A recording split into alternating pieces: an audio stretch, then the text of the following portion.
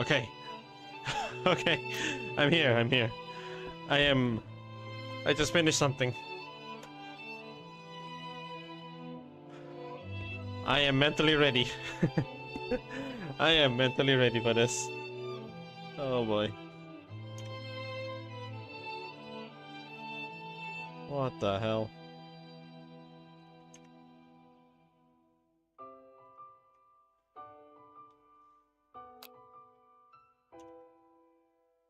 Alright, here we go.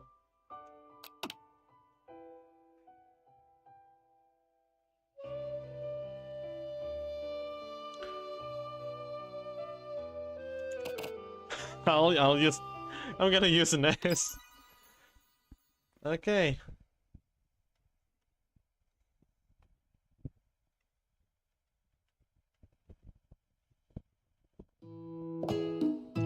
That is loud. Oh my god.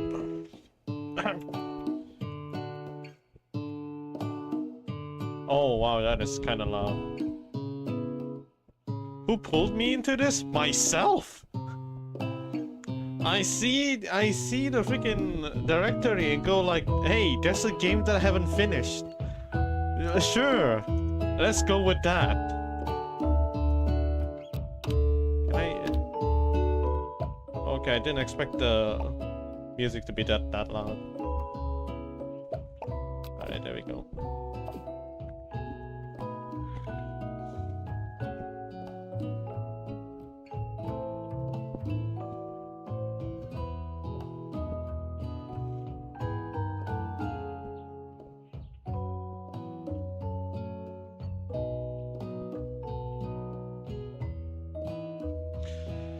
Okay. Okay. I think I need to put the music volume a little bit low because I'm gonna be reading it out loud. Maybe in the middle, just like this. Oh, jeez. Okay. Okay, it should be fine then. You sleep softly as the morning sun casts a warm glow through the window of your modest student apartment. The world is peaceful and serene. You could stay in the moment forever. Or you can wake up now. Now! Your first day of culinary school is no time to... Your first day of culinary school is no time to sleep in.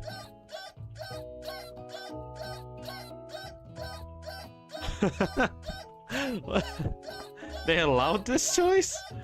Okay. Alright, let's be normal. I'm gonna wake up. Lying in bed, you stare at the ceiling, thinking about everything that awaits you at the prestigious University of Cooking School, Academy for Learning. Your mind begins to wander. Who will be there? What will you cook? What should you wear? Time begins to fly by, and you find your imagination getting away from you. You allow yourself to daydream a bit. It's here. Finally, your first day of culinary school. So many dishes to prepare. So many students to meet. Oh fuck, Ness and his chicken man is my Valentine. Sad life. Hey, you should be happy. There's chicken. Fried chicken. And then there's Colonel Sanders. Your mind is swimming with possibilities when you realize you're running late. You grab a biscuit and burst out of the door in a hurry. Delicious. Just what you needed to wake up those taste buds. Yikes, you're in such a hurry. In fact, what? What the hell? You're in such a hurry, in fact, that you forgot to put on any deodorant before running out of the door.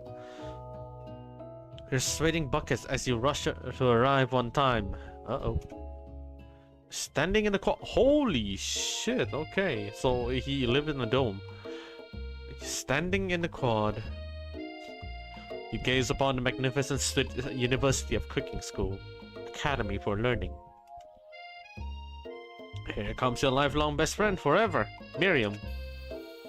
She's the most adorably awkward person you've ever met, and you absolutely love her for it. Good morning, Ness. Are you excited for the first day of the rest of your life? Wait. Are you excited for the first day of the rest of our lives? Actually, I am. Because I sure am excited, a little nervous. Okay, a lot nervous. What's the... It's just that this morning I made breakfast for myself, but, well, when I ate it, I couldn't taste any love in the food. What if I'm no good? What if I fail? Classic Miriam. Raised by master chef parents, she's always held herself to a very high standard. Ever since we were little babies playing together and you rescued me from that quicksand box, it's been clear to me that you're the most loving, caring person I know. You're going to do great. But being never set up cooking school, Academy for Learning famous 3-day only semester, I'm afraid of being left behind and never catching up. A sweet girl, Miriam has always had a flair for the dramatic. This summer, she got so nervous about her first kiss that she chipped a tooth practicing on a mannequin. What the fuck? Should you pep talk her or change the subject to give her some relief?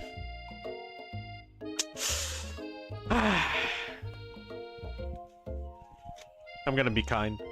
Let's chill her. It's hard to see Miriam like this, and frankly, quite exhausting. Rather than dwell on her anxiety, you try to change the subject to something more interesting. All summer, you've been hearing rumors about a dreamy, enigmatic mystery student who is enrolled at this school. Yeah, that's a little worrisome, but you'll be fine. Now, what about this mystery student we read about on the school message board? Any new deeds? Oh, get this! I heard his name is Harland, and he's no ordinary student. They say he has powers. He's had them ever since he was born, from an egg. Like a chicken? Don't be ridiculous. But that thing about having powers, it would line up with some of the other rumors I've heard. Like, I heard he once bought a pair with just... You both sighed, thinking about a student so handsome that the laws of physics don't dare to apply to him. Dreamy. Before you can get another word out, you're rudely interrupted when someone smacks your books and custom-engraved measuring spoons out of your hands and onto the ground. Hey! It's damn she's hot! It's... How do you read that name? Alright. Ashley. Oh, for fuck's sake. Your arch rival. She's totally evil, but you can't help but be filled with jealousy. She can get anything she wants, and she knows it.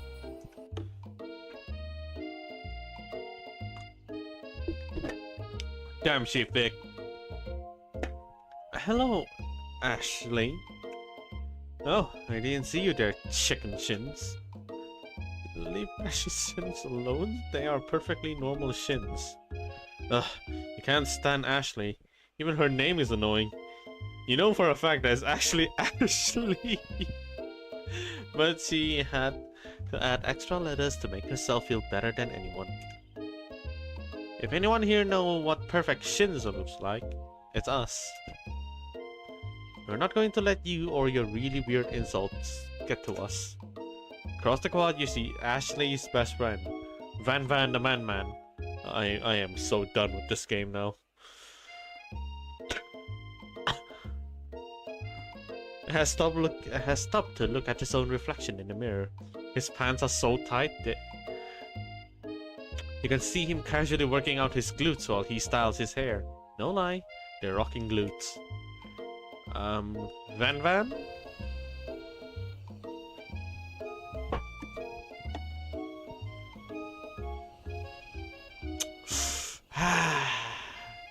You rang. You know, oh my god, he has the JoJo body. You've never been sure what their arrangement is, but as long as you've known them, Ashley and Van have been just as close as you and Miriam, but substantially more devious. Can't believe that University of Cooking School Academy for Learning would ever allow people like you to attend as student. I know, right? You think they just hand us our diplomas now?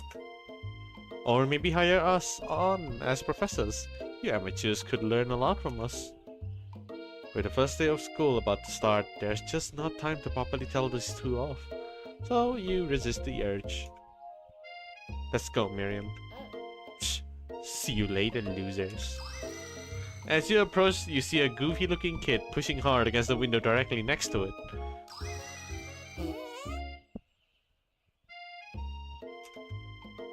Oopsie! I think it's broken. You reach forward and easily pull the door open. That should do the trick. You. I think you mean thank you? That one reminds me of Syllab? You mean Pop? Bruh. Where is he anyway? Surely he's gonna see the content anytime soon, right?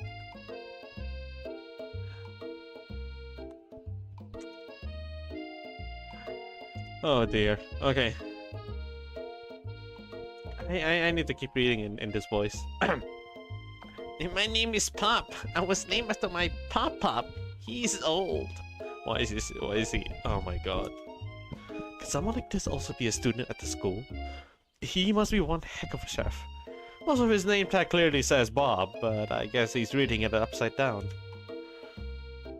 Hi Pop. I'm Ness, so...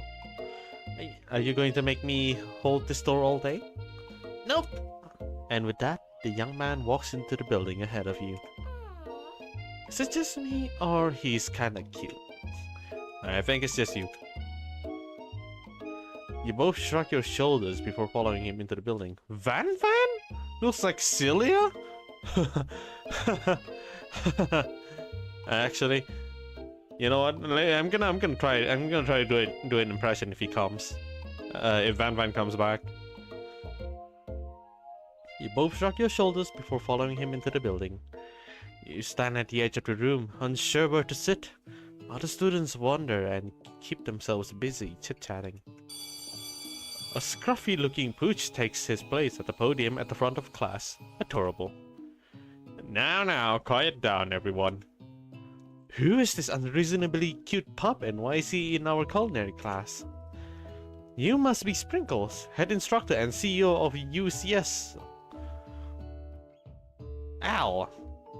I forgot the full name of that thing. Please, call me Professor Dog. I may be cute and a little fluffy, but I still demand respect. Oof. What? A cute dog is our professor? This is the best school ever. I guess only a dog's nose is capable of picking up all the nuances of fine dining.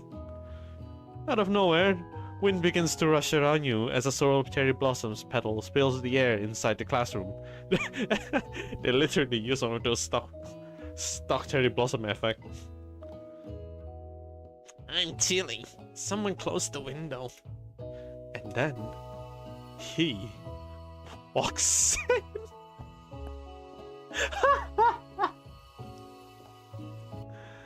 You're immediately swept up in the aura of this new student and his remarkable goatee. He's a student? Who knew anyone could be so handsome? Time stands still. It's him. If it isn't my favorite student, Harland. Colonel Sanders interrupts Sprinkles. Sorry, Professor Dog. Before he can finish his sentence.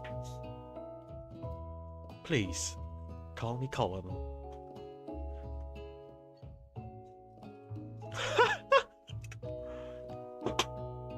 Colonel Sanders.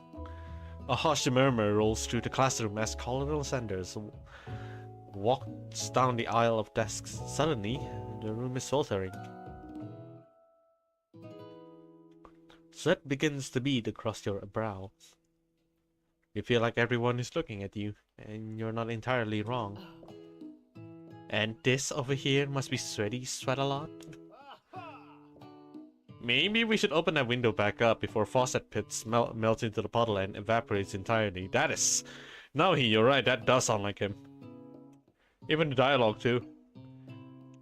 You two both know my name. We were in the same kindergarten class. And what is with all your really weird insults? You turn to find Colonel Sanders standing right in front of you. Colonel Sanders, beautiful angel that he is, stands before you, smiling gently, his hands outstretched. How am I supposed to read this? Boy howdy. This classroom gets hotter than a Kentucky fryer. Please, use my handkerchief. Oh gosh darn. You freeze up. Colonel Sanders is talking to you. Wait. Colonel Sanders is talking to you about how sweaty you look? You're completely mortified. This can't be your first interaction. What if he never forgets this moment? You stretch out your hand, and Colonel Sanders places a fine silk handkerchief in it. It's so beautiful. You hesitate to press it to your face, but when you do, the feeling is transcendent. It has this natural scent on it. It smells of the most delicious chicken you've ever smelled. Get me the fuck out of this game. Okay. Alright, hold up. I need to chill. I need to calm down. What am I playing? What am I looking at? Professor Dog steps in to settle the class down and set some ground rules. Welcome to University of Cooking School, Academy for Learning, the greatest culinary academy in the world. The birthplace of culinary legends, past, present, and future. Many challenges await you. There will be tears, there will be blood, there might even be really adorable tiny food. And when all is said and done, there will be a battle. You will lift your sparks and compete in the broom cooking arena. Just then, another student enters the classroom and interrupts the professor's rousing speech. Hi guys, sorry I'm late. I hope everyone had a good summer. I really miss... Quiet! Late to class is bad enough, but interrupting my monologue? You're on the fast track out of here, young man. Are you sure you're even in the right place? Don't you recognize me? This is my third year in the school with you as my teacher. Everyone stares at him blankly. Does no one remember me? You're expelled if you utter one more word before I finish. Let that be a lesson to you, students, that tardiness is unacceptable. Even Clank made it here on time, rolling halfway across town on his tiny wheels. You turn to see the student Sprinkles is referencing, who appeared to be some sort of industrial kitchen appliance. Oh god. Okay. The class bursts into laughter. Oh, Clank, you rascal. Sprinkles walks into the classroom. As everyone stands in silent obedience, when he gets to you, he lifts his nose into the air and takes a deep sniff. Your diet is lacking. Based on what I'm picking up here, you definitely need a multivitamin. You should be taking better care of yourself. You've never had a talking dog as a teacher before, but Sprinkle's reputation for being smart but tough is well known. You decide to try and butter him up by giving him a treat from your pocket, but what kind? You reach beneath your apron and return with a chicken snack in your hand. Sprinkle's eyes go wide as he locks onto it. His favorite. Well. I think there might be some competition for a new star student. A furry professor immediately devours the snack, leaving your hands slick with a coating of warm doggy drool. You see the other students eyeing you jealously, but pay no mind to them. If they wanted to succeed in life, they should have learned the importance of carrying a range of dog treat flavors on them at all times. Settle down, young chaps. Take your seat and prepare to have your minds open to the amazing possibilities of culinary creation. As everyone rushes to claim their favorite seat, you're left standing at the front of the room. Only two options remains. Hey, yes, there's still a seat here. It seems that no one has claimed this seat next to me, if you're interested. Alright, I'll go gay. Colonel Sanders. You move to take your seat by Colonel Sanders. It appears he bought no books, pens, or pencil. However... God, okay. His perfect upright posture shows off a seriousness that makes you confident in his desire to learn.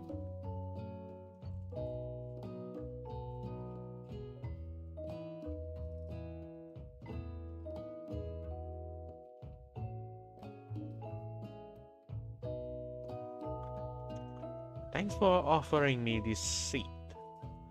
I've only have two rules. Do all you can and do it the best you can. This is the only way you ever get that feeling of accomplishing something. That's so inspiring. A little off topic if you ask me, but okay. As soon as you've settled into your seat, the professor makes an announcement. Think fast, it's time for a pop quiz. Yay, a quiz about me! This incredibly important and surprisingly short quiz will tell me if you are ready for life at culinary school. Keep your knife sharp and your focus sharper. Here comes question number 1. If train A is traveling to point B and train B is traveling to point A, how important is it to wash your hands before... I can't be bothered by this. What is this question?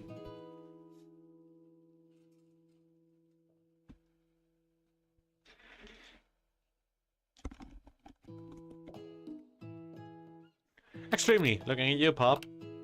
That's right. Alvorus is to tree as chicken is to...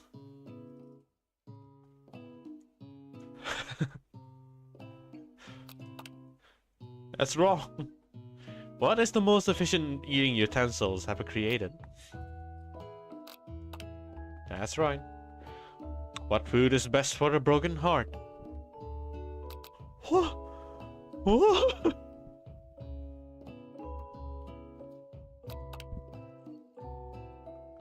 Is Sprinkles a good boy? Oh. Oof. 2 out of 5. I could do better guessing. Return to Colonel Sanders is looking at your result with visible disdain. Not good. I think I've heard the dog. May I have your attention, students? I have an important announcement to make.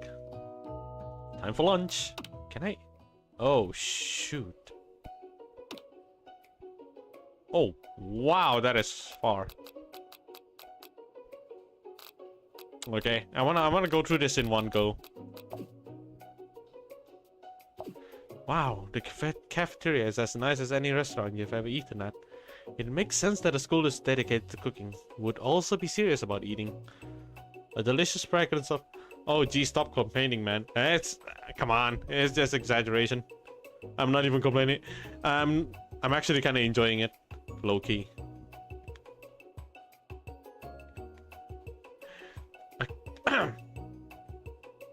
A delicious fragrance wafts through the room and tickles the end of your nose. Your mouth waters. Do you smell that? That must be... Oh no, it's going to make me choose between Miriam and a colonel again. That must be our lunch. It smells crazy good. What the... Everyone, can I have your attention? Is it about lunch? No, I just wanted to apologize for my tardiness. You see, he's being cut off. Howdy, folks. I'd like to make an announcement. Hey, it's about lunch. Everyone cheers. But Shh. Lunch. She said shh. In honor of the new student, I prepared something special to share with everyone for lunch. Must be the smell I smelled. Indeed, that smell. Okay, do it. Okay, you hold your breath waiting to see what food this mysterious student has created. You've heard that he's very talented, but were the rumors true? Is this? Damn. Colonel Sanders lifted a large bucket above his head. Its contents glimmer in the light. Piled high are huge pieces of chicken, breaded and fried to a crispy golden finish. The aroma envelops you and you begin to feel warm and safe. Colonel has filled a bucket with chicken? What a novel concept. Your stomach begins to grumble as if to say stop thinking and start eating. For years I have been developing a secret recipe for the perfect fried chicken. By my calculations, nothing less than 11 herbs and spices are required to achieve the perfect balance of flavor. You look around and notice that every other student has a pen and paper and is scribbling notes as fast as they can. But that's all I'll say about that. What? You think we want your stupid secret recipe? Oh wait. I think I know how to. I think I know how to read this guy. What? You think we want your stupid secret recipe, dude? Pshaw! Nah, my dude. Nah.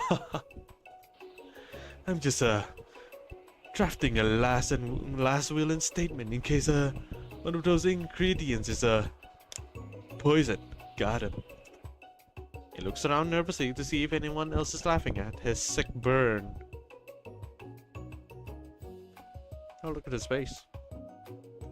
You wait to see what Zinger Ashley has prepared to follow up, but she suddenly takes a different approach.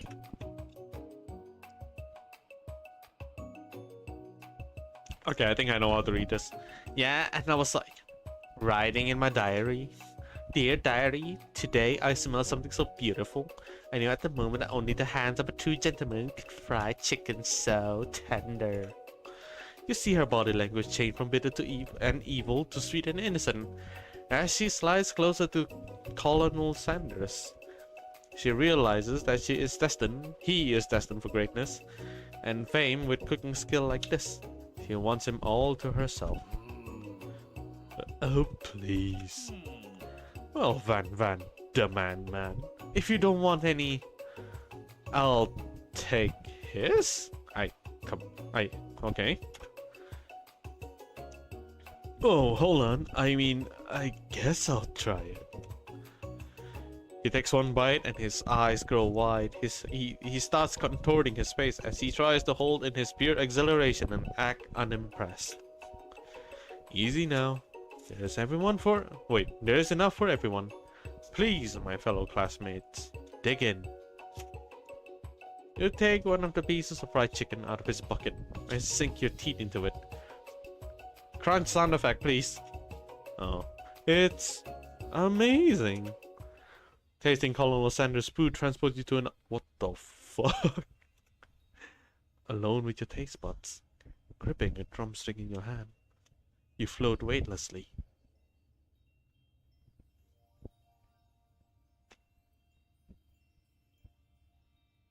Okay, I'm gonna flirt, savor the moment and everything that it tells you about Colonel Sanders' culinary heart. The flavors in your mouth are beautiful, pure, heavenly. What a guy. Alone with the flavors, you feel something that can only be described as love. For a man? For a flavor? Are they the same? After tasting his food, you try to get some one-on-one time with Colonel Sanders. You approach. Colonel Sanders smiles ever so softly as you approach. He stops what he is doing and allows you to break the silence. Colonel, I wondered if I could talk to you for a second. Anything for a fellow chef. What exactly was on that chicken? How bold to come out and ask. He has a staff out of nowhere, and he looks good with it too. It's an idea I had for a new combination of flavors that will make me my fortune and establish my legacy. For all time as I open establish my legacy for all time as I open a chain of highly successful fried chicken restaurants. No big deal.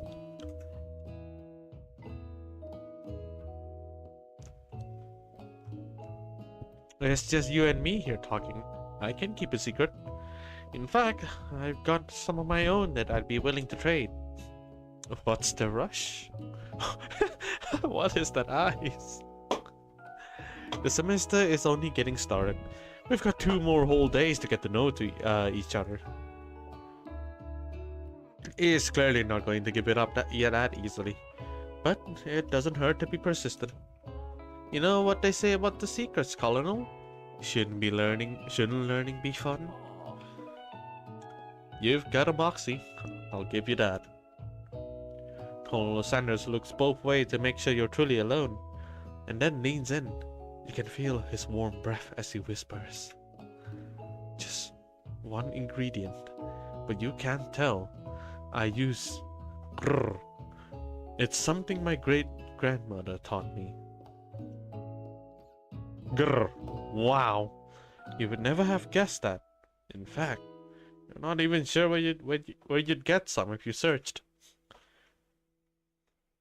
While you're wrapped up in that huge revelation, you notice that Colonel Sanders has disappeared. While everyone else is still in the cafeteria, you decide to look for him. You find Colonel Sanders outside, standing in the quad. Oh, it's you again. Howdy. Sometimes I like to come outside and look at the school buildings. I think about how my story will continue on after I've graduated. It sounds like you have big plans. I dare say the biggest. I will leave my mark on this world. You can bet on that. Oh, he definitely did. Alone together for the first time, you figure out now is the perfect moment to show your personality to him.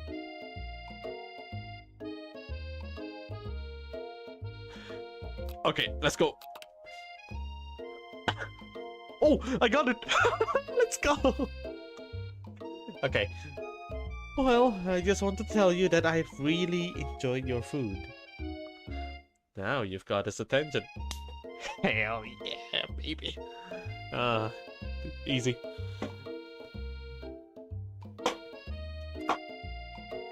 The flavors were complex but comforting, the interplay between salty, savory, and peppery.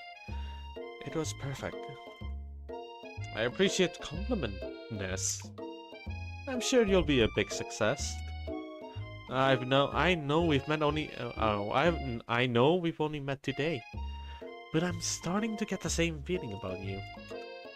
We should head back inside. The next lesson starts soon. You step into the massive cooking arena where the afternoon lesson will take place. Each student gets an oven and all the tools and ingredients they could need. Look at this place. It's magnificent. Finally, we get to show our stuff. Wait a second. Oh no! We have to show our stuff. What if I totally blow it? Oh, okay, she's gonna start speaking. I need to do this fast. Hydrate.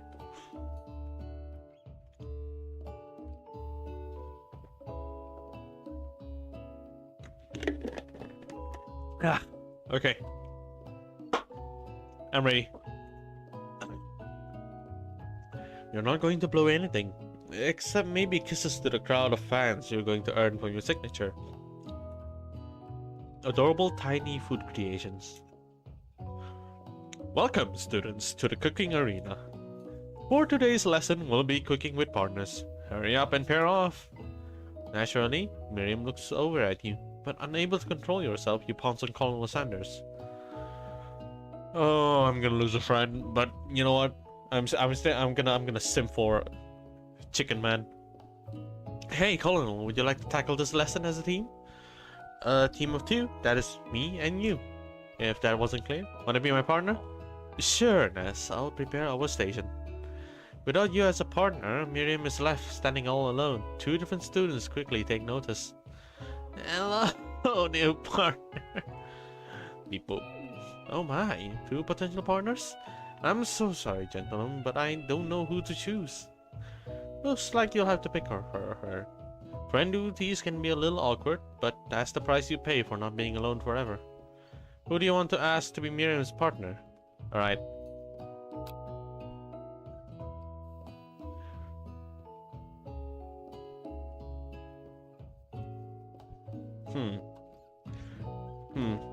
I'm gonna take out the coin because I don't know what's the. You know what? No. I'm gonna follow. Boom. Sorry, Pop, but I think Miriam will be partnering with Clank today. Okay, he's cool with it. It's okay. I already ate.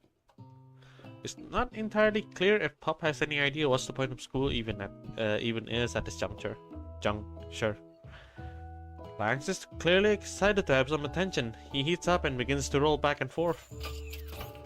Hold on there, fella. We don't even know the assignment yet. Technically, Clank might not have a face, but There's something charming and earnest about him. Oh, look at that, he's smiling. Tissue? I hardly know you. Oh, yes. Alright. I'm gonna have to make sure Miriam is happy with someone else while I, try to taste Colonel Sanders' chicken.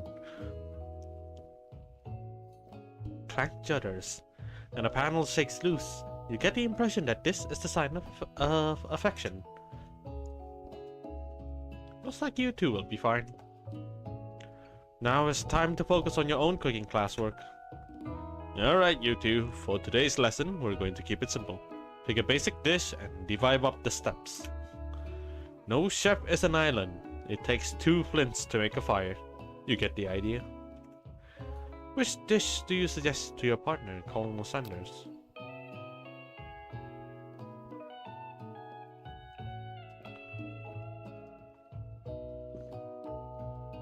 Surely he'll like the potatoes and gravy, simp. It's... Oh, yeah! I've always been something of a down-home chef. I was thinking we could make something warm, inviting, and comforting. Maybe mashed potatoes and gravy? I couldn't imagine one without the other. Colonel Sanders casts a coy look at you, causing your whole face to go beet red. Embarrassed, you quickly turn away. I'll go get the potatoes. No, please, let me. Picking perfect produce is a passion of mine. Oh my god. I'm raising up Colonel Sanders right now. Feeling good, eh? It's getting really, really good. Okay. Looks like things are getting pretty fresh around here. Does someone have a crush on Colonel Sanders? We're just cooking partners. Mind your own business. Sanders' heart is my business, and you better keep your fingers off my man. Is someone call for me? No. Jeez, Van. While I'm over here crushing Ness's stream, you're supposed to be taking care of our classwork. That was the deal, remember? Colonel Sanders returned, arms full of peeled potatoes. He tosses them into boiling water and turns his attention to you and your old... Holy crap, what is wrong with this music? And your old friends. Oh, howdy there, Ashley. Van. Are we working in a quartet instead of a good duet now? Actually, no. It looked like Nessus was struggling, so we offered to give him a hand. You know how it is. These young amateur chefs need a lot of mentoring. I was going to say, Colonel Sanders, maybe I could also teach you a thing or two about fancy food. Maybe one day you might be able to get up to my level. Huh, doubt it. Don't be rude, Van. Personally, I have no doubts whatsoever about Colonel Sanders' ability to concoct creations worthy of admiration. After all, your fried chicken was quite spectacular. But he left.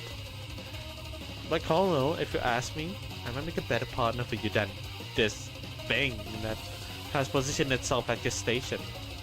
Don't you feel deep down that we cast complementary shadows? We fit together like die and a drumstick. It just makes sense. Oh, she has big flat thighs though, to be fair. Nothing about this makes any sense, but one thing is clear, she's coming for my Colonel. She's coming for Colonel if you don't watch out. Ashley is really going at you hard. You need to ask for some backup here before things get ugly.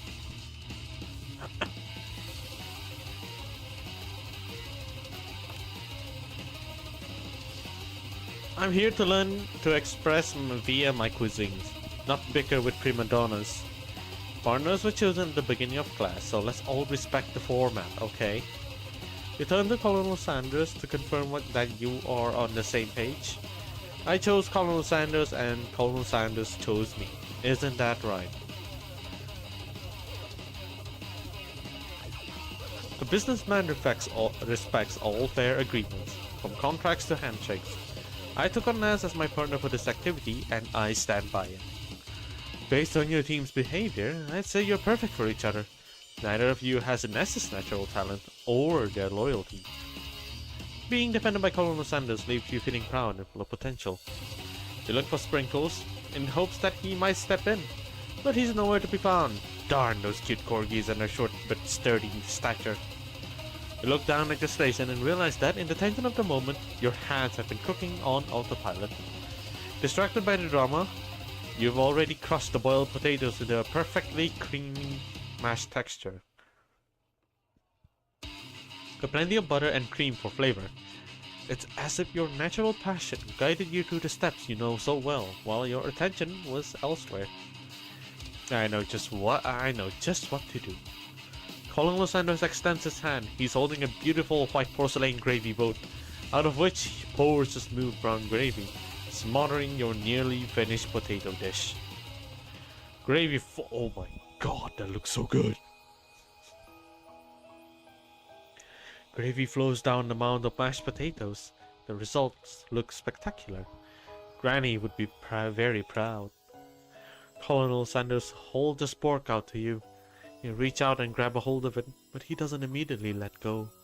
The two of you stand holding the same spork, and for that moment, all the madness and pressure in this crazy world stops. Your eyes lock. The moment is electric. Time stands still. If you love something, set it free. Oh shit, okay, time to leave. Together, you dig the utensils into the mashed potatoes and lift a heaping sporkful up. When you see Ashley with a sinister look, you know she's plotting against you to be with Colonel Sanders. And oh, it's back. What the heck?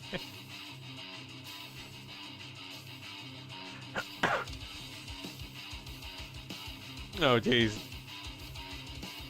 It came back. Okay.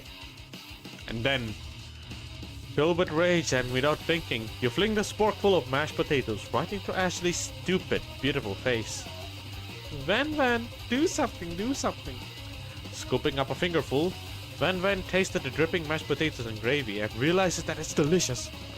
Horrified by this revelation, he slinks away. Will he ever be able to cook something with so much love and integrity?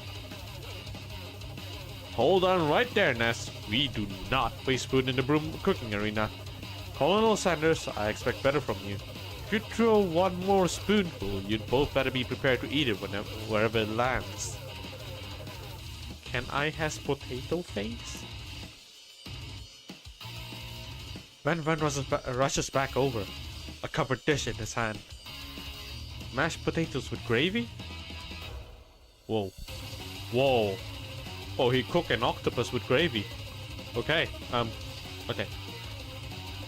Hold up. Let me just, clear my nose real quick.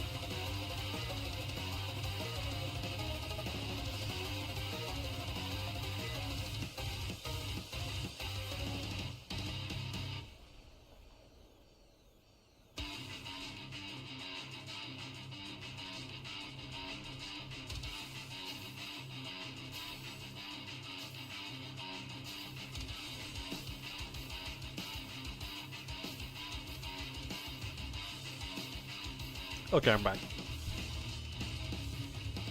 Mashed potatoes with gravy? Pathetic. In just a few minutes, I prepared a full meal. Gaze upon my specialty, braised tentacles of octopus in my silky saltwater sauce. Plated on a battle axe forged by my supreme chef ancestor. You've ignored me for too long. That ends now. It is I who will have the first bite, and you will all look on with envy. This student is NPC.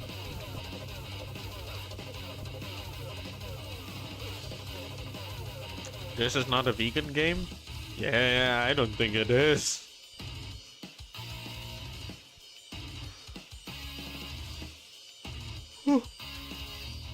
The interrupting student rushes at Van and swipes a bite of his signature dish right off the plate. No, don't! Something about this dish doesn't strike my nose quite right. I think the octopus was rushed. It may have turned in the process. The result could be toxic. Too late, it has been eaten. I think I left something in the oven. I don't feel so good. It killed him! No! Everyone step back. Don't take another bite. When you look back at the plate, the rest of it is gone. You notice the tip of the tentacle being slurped up in Pop's mouth. Pop winces in pain for a moment. That is almost immediately back to his oblivious self. Oopsie. Tastes like poison. Oh wow, okay.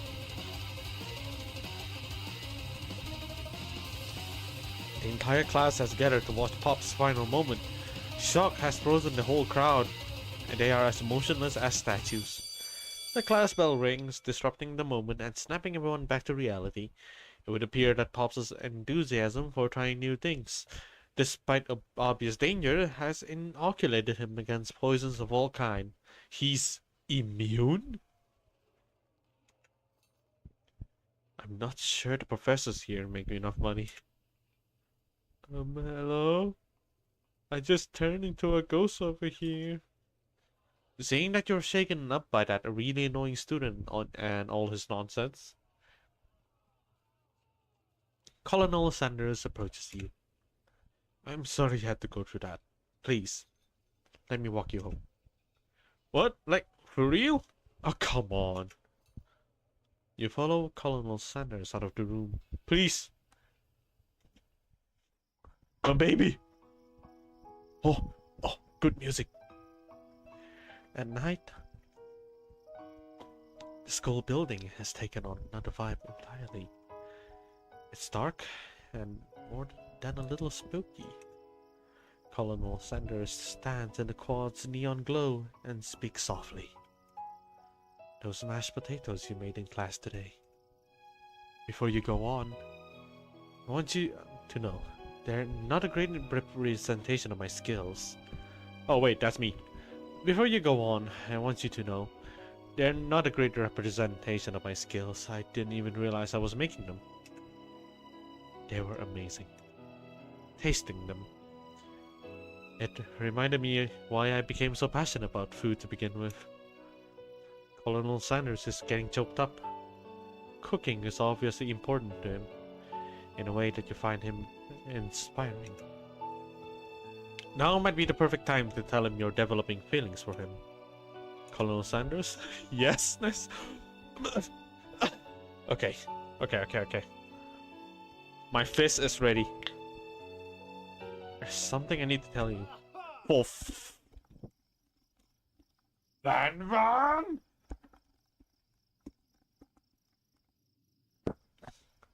Hi, Van. Hold it right there. There's something I need to tell you first. Oh, jeez. You see, when I was just a boy, I had a dream. That one day I would be the greatest chef the world has ever seen. And every day since, I've been working towards that dream. Day and night, never stopping, never resting. Also, lifting a lot of weights. Like, so many weights. We should follow our dreams with all of our heart, that our souls may grant them like wishes floating on a shooting star. Hey, no, you... Shut up! I'm the one here to say inspirational stuff to be the star of the story. Are we forgetting that your cooking literally killed a guy? You can't prove that. I also saw you kill that guy. What was his name? Somewhere in the distance, you hear a long, sad sigh. Forget him. We're talking about me. Me. I'm the hero. The spork monster is here to fight a hero. Oh my god, this is so random. I think I left the fridge door open. Later, nerds. How dare you threaten me? How dare you threaten me just as I was letting my guard down and connecting with another chef on an emotional level? Be afraid. Be very afraid of me. Because I'm a monster, see? Is he rhyming on purpose or is that just a coincidence? But before you can discuss syntax any further, it's a turn, please.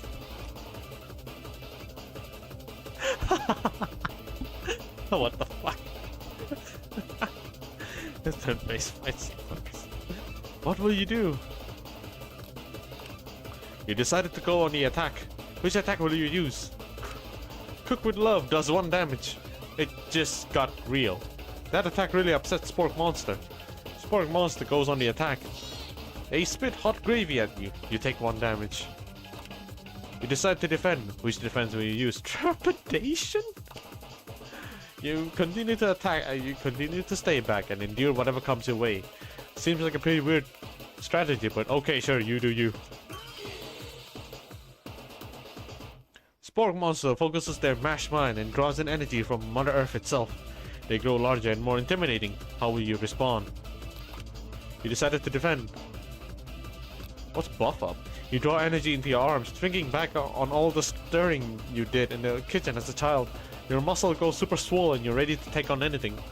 Spork Monster is no quitter, buffed up and ready to rumble. They go on the attack once again. Use Utility Tensile. You take 2 damage from the attack. If you take much more damage, you're not going to survive the battle. You decide to go on the attack. Chow down does 2 damage. A powerful blow. Spork Monster is oozing cheese sauce into the lawn of the quad. I wonder who is going to have to clean that up. Feeling vulnerable.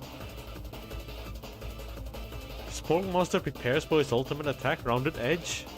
Vile villain, your reign of terror stops here. Colonel Sanders summons the energy of 1000 chicken. Pot Pie Power Pinch. Pot Pie Power Pinch does 10 damage. Spork Monster is defeated. You saved me. An injured Spork Monster spews steams into the night.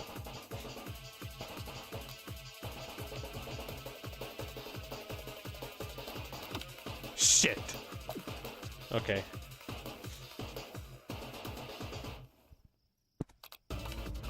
You manage to tamp down your disgust at the sight of this gnarly beast long enough to realize that he's still a living creature with a pure soul who deserves your pity, not your wrath. Begone, beast, and don't you dare come back for a follow-up encounter tomorrow. I won't forget this, and I certainly won't be back like you said. The Spork Monster scuttles off into the night. The defeated monster left behind a special item.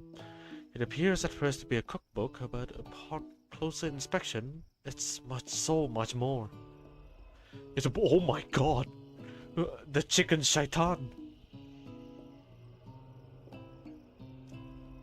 It's a book of magic spells, with a golden chicken on the cover. You open the cover and find a library cards tucked inside. The last name to have signed it out is Borko. Borko. That name sounds strangely familiar. Your blood is pumping as you stand in the quiet of the night, holding the mysterious book in your hands. As you come down from your battle bus, you realize that your final attack has you completely depleted. The world around you begins to fade away. Without any energy to keep your eyes open, darkness overtakes you. Oh, he's in my room. Konnichiwa, Colonel-san. There's... The image of Colonel Sanders flashes before your eyes as you fall asleep. He must have helped you to get home. In your tired state, you don't know if you could made it without him. What a guy. You want to thank him, but you don't have the strength to utter a single word. You feel your covers being pulled up over you as you are tucked in tightly.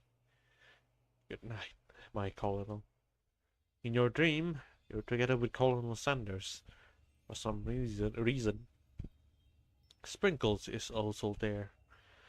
Instructing your love dreams are weird.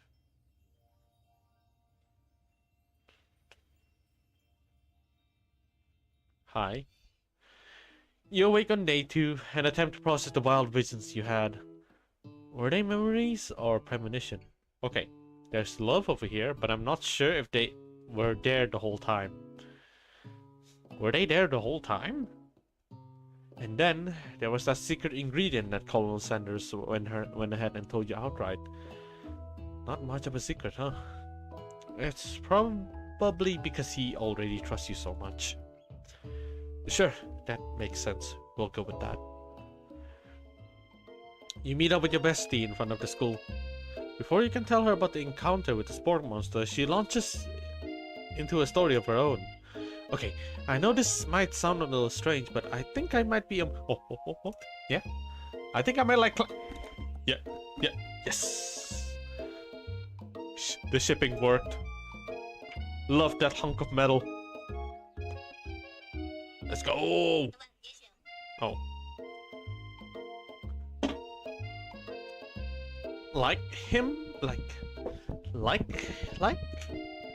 I know, it sounds like it's moving too fast, but there's something about him. I like him. Like him. We got to talking after class, and he's actually a totally sweet guy. Not only that, but he's really smart. He told me all kinds of story about Colonel Sanders. Did you know that Colonel Sanders was the most popular kid in this high school? In his high school? Oh, okay. No, but that does make complete sense. Yeah, but he was so popular that he was voted prom king at a school he didn't even go. What the fuck? And was also the convertible that he himself rode what? And was also the convertible that he himself rode in at the front of the homecoming parade. I'm thinking maybe something got lost in pressure cooker language translation there. Either way, maybe it'd be best if you took it slowly with this new boy, like I am with Colonel Sanders. Yeah, man. Take your time. Let it cook. Let it slowly cook. Process everything. You and Colonel Sanders, the coolest guy in school, the most famous student to ever attend in University of Cooking School Academy for Learning. You're a thing now. We definitely connected yesterday. Sure you did. You're great. Why wouldn't he be into you, I guess? Laughing at the implications that you and Colonel Sanders might be a thing is definitely not cool. You are great. You have an idea about how to prove that your love is real? Well, if he's not into me, why did he tell me one of his secret ingredients? Your bestie's eyes light up. A secret ingredient? Yeah, I just said that. A secret ingredient. Is there a dramatic echo in here? Miriam checks to make sure you're alone before continuing. So, this summer, while I was on vacation with my family, a lovely man approached me in the botanical garden where I was wandering. This can't be good. He told me all about his passion for spices. Secret spices. The man even gave me some, to show me what he meant. He said it was a powder created from super rare dried flower petals, and if I did him a big favor, I could have some of my own. Please, Miriam, don't tell me. And so I filled my suitcase with them and brought them home. Oh. It was so nice. He even met me at the game when I arrived, and then when I cooked with them, a very strange feeling came over me. The flavor was unlike anything I'd ever tasted. I think you're being very liberal with the meaning of spices here. Whatever. Anyhow, we both share an interest in cooking, so we stayed in touch, you know? Like pen pals. I bet he would also love to know more about new spices. Well, I'm definitely not supposed to share Colonel Sanders' secret recipes, and besides, I only know the one ingredient. So I doubt it'd be much use to anyone. Cough, fever, cough. Please, please, please! It would mean the world to me. No one has to know it came from you or Colonel Sanders. Ah, let's make it up. I don't want to betray this trust. Oh shoot! Oh shoot! I missed it. What was the fucking dialogue? Ah crap! Never mind. It was Eye of Newt. I know. Sounds like some kind of witch's potion, but what can you do? Eye of Newt. Wow.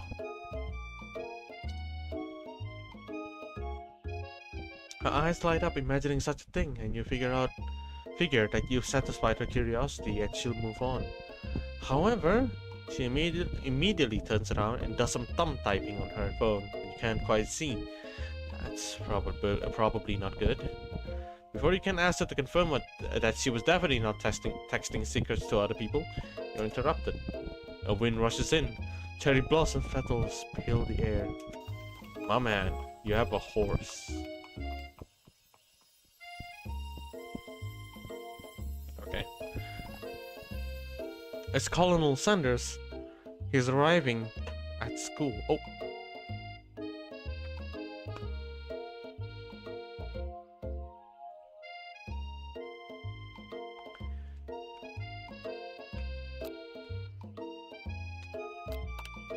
You decide that the best way to show Miriam how serious you and Colonel Sanders are would be to run to him.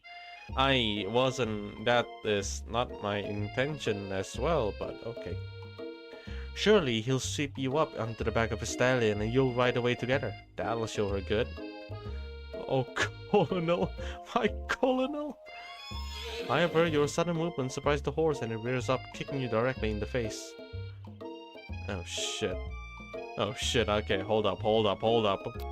I may have made a mistake. Okay, you know what, I'm gonna have to commit. The force of the blow completely knocks you out cold. In the darkness, you see a vision. Oh shit. Naz, I am here to deliver you a message. Not this guy. If you forget, the world could end, so you know it's serious. I've been trapped in a realm beyond, but a great prophecy relies on my return. Only you can save me. All you need to do is to repeat my name 3 times, and that name is... He awakes. Aw, jeez. Tending to you. He rouses you back to life with a satchel of secret spices. Or is that just his natural seasoned musk? Compliment the craftsmanship of a horse's shoe? Hell yeah. Maybe you shouldn't be riding a horse to school, and maybe you shouldn't be running after animals you don't know. It's hard to say who was in the wrong here. One thing for sure, that Colonel Sanders is pretty dreamy. That horse has beautiful shoes. I could really feel how smooth and sturdy they were when they were pressing into my face. Oh!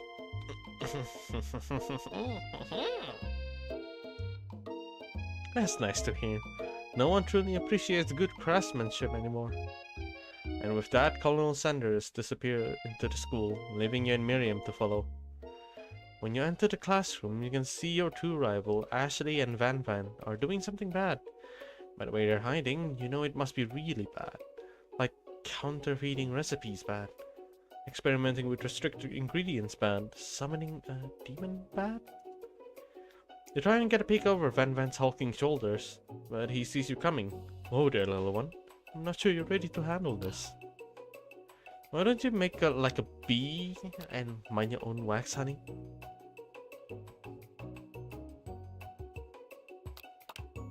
You sit near their rivals, but leave your back turned to them. You even hear Van Van mutter something that sounds a bit like a magic spell. However, he notices you eavesdropping. You try and cover your tracks and improvise an excuse. What the hell is wrong with her face? It's time for class, and you're distracting the rest of us who want to learn. Now you've upset them. Oh, and you're the Emperor of Cooking, are you? You make the rules? I'm not sure how you know a good meal if it ate you. Oh. Oh, shoot, they're the one who summons the thingies. Being the best chef in the world takes more than just culinary skills. It takes creativity. It takes panache. And it doesn't hurt to use a little evil. You finally get a look at... oh my god. What it was they were hiding, and you instantly recognize it. It's a book, the Shaitan. Just like the one you found after your encounter with the spork monster.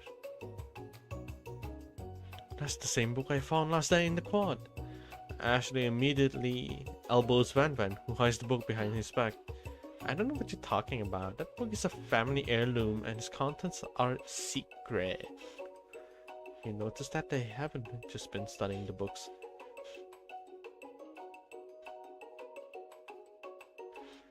They've got Pop pinned to the wall? And they're tossing potato skins at him as he tries to catch them in his mouth. Before you can dig in any further, you're interrupted by the arrival of more students. It's almost time for the class.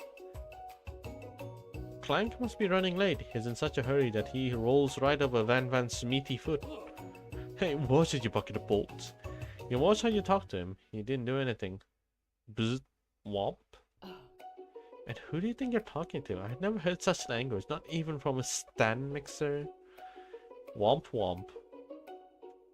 No, your mother was a stand mixer. Van Van jumps to attack Clank, but Clank shocks Van Van, sending him flying across the room. Wow. Protect me, Colonel Sanders. These crazed men, that was an accident. I can't, but it's basically okay. Ashley's tone has completely changed in an instant. She bats her eyelashes at Colonel Sanders. Surely he must know that this is a ruse, right? Gentlemen, get a hold of yourselves. Save it for the arena, at least. Or don't. Honestly, what do I care? I've got lofty career and aspiration to focus on. Maybe I can help you with your business plan. Just then, Sprinkles arrived to signal the true start of the class day. He's panting, which doesn't seem that abnormal. He's a professor, but he's also a dog. Students, please take your seat. I apologize for my late arrival. I spent the morning chasing a car all around town, and my tiny legs are very, very tired. But I'm here now, and I hope you're ready to learn. Rub his furry dog belly. He loves it. Sprinkle stops in his track and sniffs the air around you. Something has him in a trance. Is the scent left on you from Colonel Sanders? Sprinkles jumps on you and licks your face. Down, boy, down. Hoofdtopen? That command shouted by Colonel Sanders has snapped Sprinkles out of his trance. I wonder what's up with that. Sorry, I got a little carried away. After he catches his breath, Sprinkles regain control of the classroom. Without further ado, we'll review the global history of my favorite fowl, the chicken. You want to pay attention to the lesson? Truly you do. Which is why in 1776, at the signing of the Declaration of Independence, it was a chicken who first signed their name. What the heck? But you can't help but daydream about Colonel Sanders and you miss most of the important parts. Bruh. Seriously? Dude, get a hold of yourself. Please. Chicken man. When you come to, Sprinkle is holding a tray of food in front of you. Oh shoot. Okay, he wants me to submit the chicken. Well, Ness. Naturally, this appears to you to be a sample platter. Which item do you want to sample? Pepper. A brightly colored pepper stands out from the other item. It sparkles in the most eye-catching way. So naturally, you reach out, grab it, and read it right away. And eat it right away. Whoops. However, your body is not prepared for the heat. The pepper has triggered an intense spice hallucination. It feels like forever as you trip through the universe. My friend. This guy again. I'm here to give you an important message. You must avenge my death and fulfill your destiny. All you must do is... Okay. I was saying to fulfill your destiny. All you must do is... Sorry, I think I still got some spice stuck in my throat. It's fine. I'll work through to fulfill the prophecy. You must. You feel yourself begin to regain consciousness. Oh man. You come to and find everyone is staring at you. That pepper was the last of its kind on Earth, and now it's gone forever.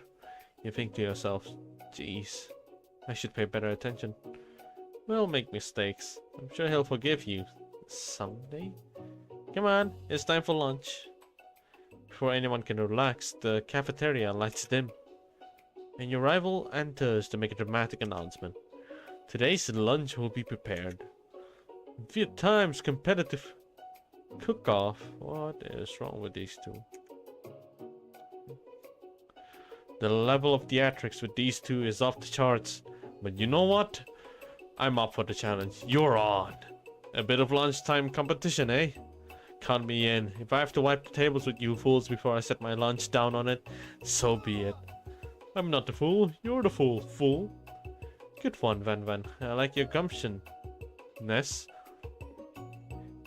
I didn't expect him to come in too. Let's go.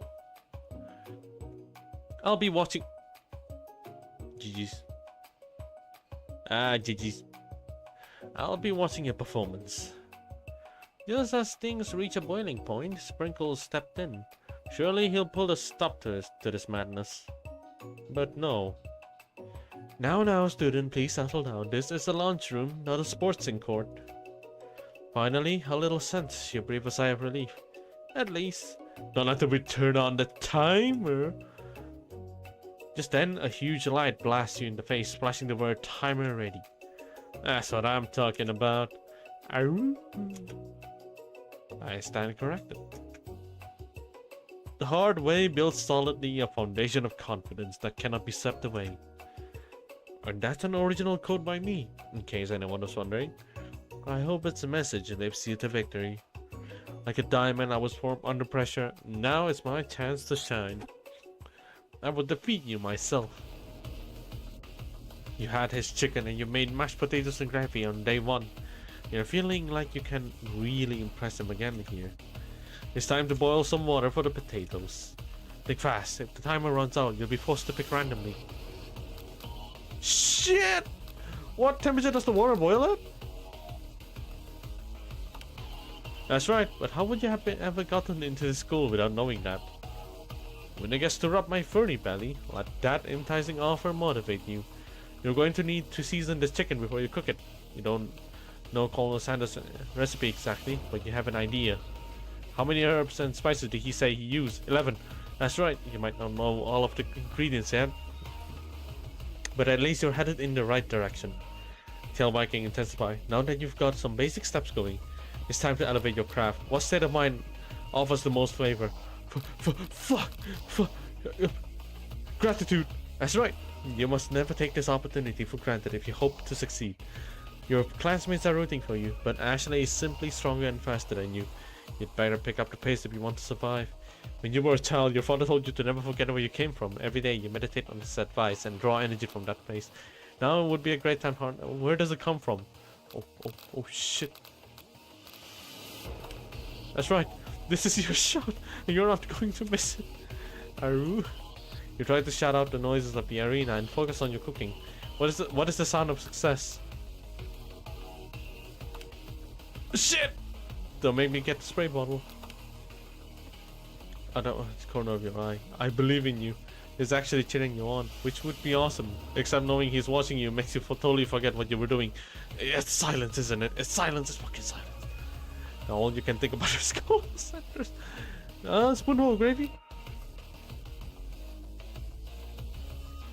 What? You're stranded on a desert island with only one dessert cookbook. Which do you take? What a honk. I know, right? You know what? Shouldn't you be focused on the challenge? You're falling behind. What does that have to do with crafting spectacular fried chicken and delicate baked biscuit? You're really struggling to keep up at the next station over. Ashley has already begun plating elements of the dish. It's colorful and complex. You toss your biscuit dough into the stand mixer. As you do, the crowd gasps. I know you love nothing more than just seeing a fellow appliance utilized in a kitchen battle, but sometimes that means sacrificing a personal touch. You might not have any hands, but Naz does, and a good chef needs to be touching the dough to know when it's properly mixed. There's an easy way and a hard way. You don't get far by going the easy way. When you hear everyone talking, you realize how serious the error was. You immediately shove your hand into the mixer to rescue your dough before it overmixed. But you're not fast enough and your hands get stuck, immediately crushed by the quickly.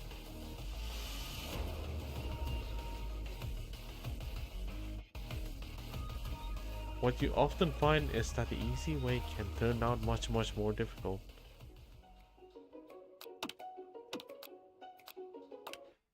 I feel like I don't want to disappoint him anymore.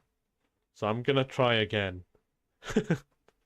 I am genuinely disappointed in myself.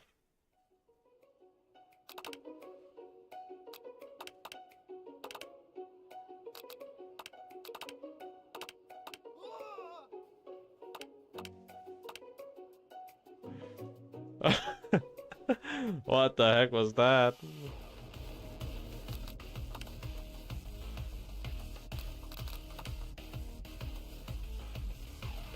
Uh.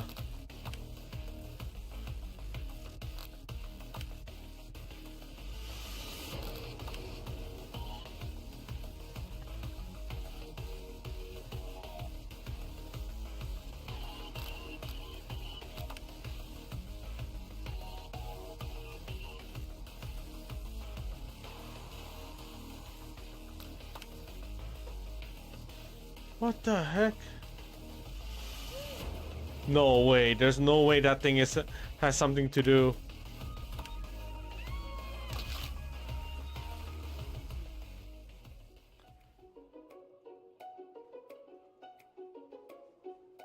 Oh. Oh no. Okay, wait, I think I missed a few dialogues, but I've already skimmed through it. No, it wouldn't be fair to compare the two. On account of Nessa's injury, you see Sprinkles begin to lick his doggy chops as he locks onto the dish. But I suppose you should at least tell us what you prepared. Well, because I'm the sweetest, I skipped straight to dessert. Wow. Under this white chocolate dome, you'll find a wide array of delights, taking you on a journey of flavor that tastes so good and tells a story of excellence. I was going to ask Ness to do the honor, but since you're injured, I'm afraid that pouring this cream of delicate hot chocolate sauce might be too difficult. Colonel Sanders, if you don't mind lending me your strong, steady hands. Colonel Sanders pours the hot chocolate sauce on top of the dome, causing it to melt away, revealing the ingredients hidden within. Inside, you'll find a delicate cheese crochet, atop of slices of honeycomb, ice cream, 2 ways, tender nougat, and pearls of blueberry gelée. Colonel Sanders seems intrigued, but perhaps not impressed as he dips his finger into the chocolate sauce. Simplicity isn't your strong suit, is it, Ashley? Oh, you. As he places a sauce-covered finger into his lips, Ashley leans over and whispers something into his ear. A dab of sauce sticks into his mustache.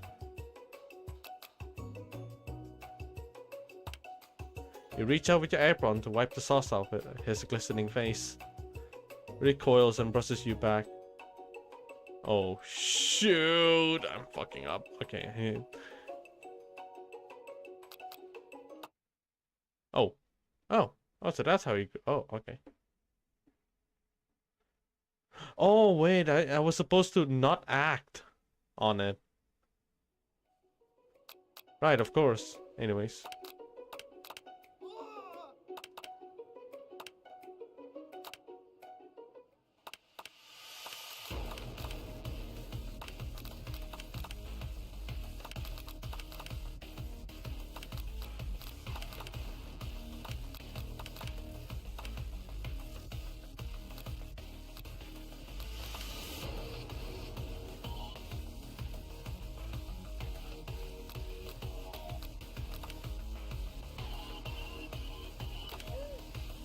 This guy, this freaking person, man, it keeps getting distracted. Blah blah blah blah blah blah blah. Internalize. The flames cause your eyebrows to catch fire and turn into ash. They fall off your face, which means people will have a hard time understanding your emotions for the rest of the semester. Perhaps forever? Yes, but okay. Embarrassed and ashamed by your poor performance, not to mention your crispy fried brow, you'd run for the quad to be alone. The beautiful weather feels like an insult. Instead of you, a storm rages. It's Colonel Sanders. He's probably here to tell you that he and Ashley are in love and have decided to get married. And he won't even ask you to cat there to his wedding, because you're a terrible chef and an awful person. You try to hide from him, but he approaches you directly. I know you're hurting right now. Not just from the devastating loss, but from that run-in with the mixer and that small fire. You should get that checked out. I'm fine. Can't you just leave me alone? I'm a loser. I'm not fit to fill your fryer. Wow, that is such a quote. I'll never be a master chef. Failure is a part of life, not just for you, but for all of us. You think I've never failed at anything before? That's exactly what I think. Well, then think again. I wasn't always the man you see before you, enrolled in culinary school, incredibly handsome, successful, motivated, a slap in the face. Well, handsome, sure, I was born that way, but I've walked other paths and arrived at dead ends. I was passionate about life, but I failed as an how do you read that? Obstetrician. I was passionate about justice, but I failed as a lawyer. Whoa. I was passionate about livestock, but I even failed as a mule handler. That one was especially humiliating. Mules can be so cruel. I lost my business partner to a gunfight. I didn't know. People see my delicate ribbon tie and my well-kept beard and assume that I've got it all together. Which is true now, but it hasn't always been. Sounds like this guy could really use a hug. I resolved then what I was going to amount to something.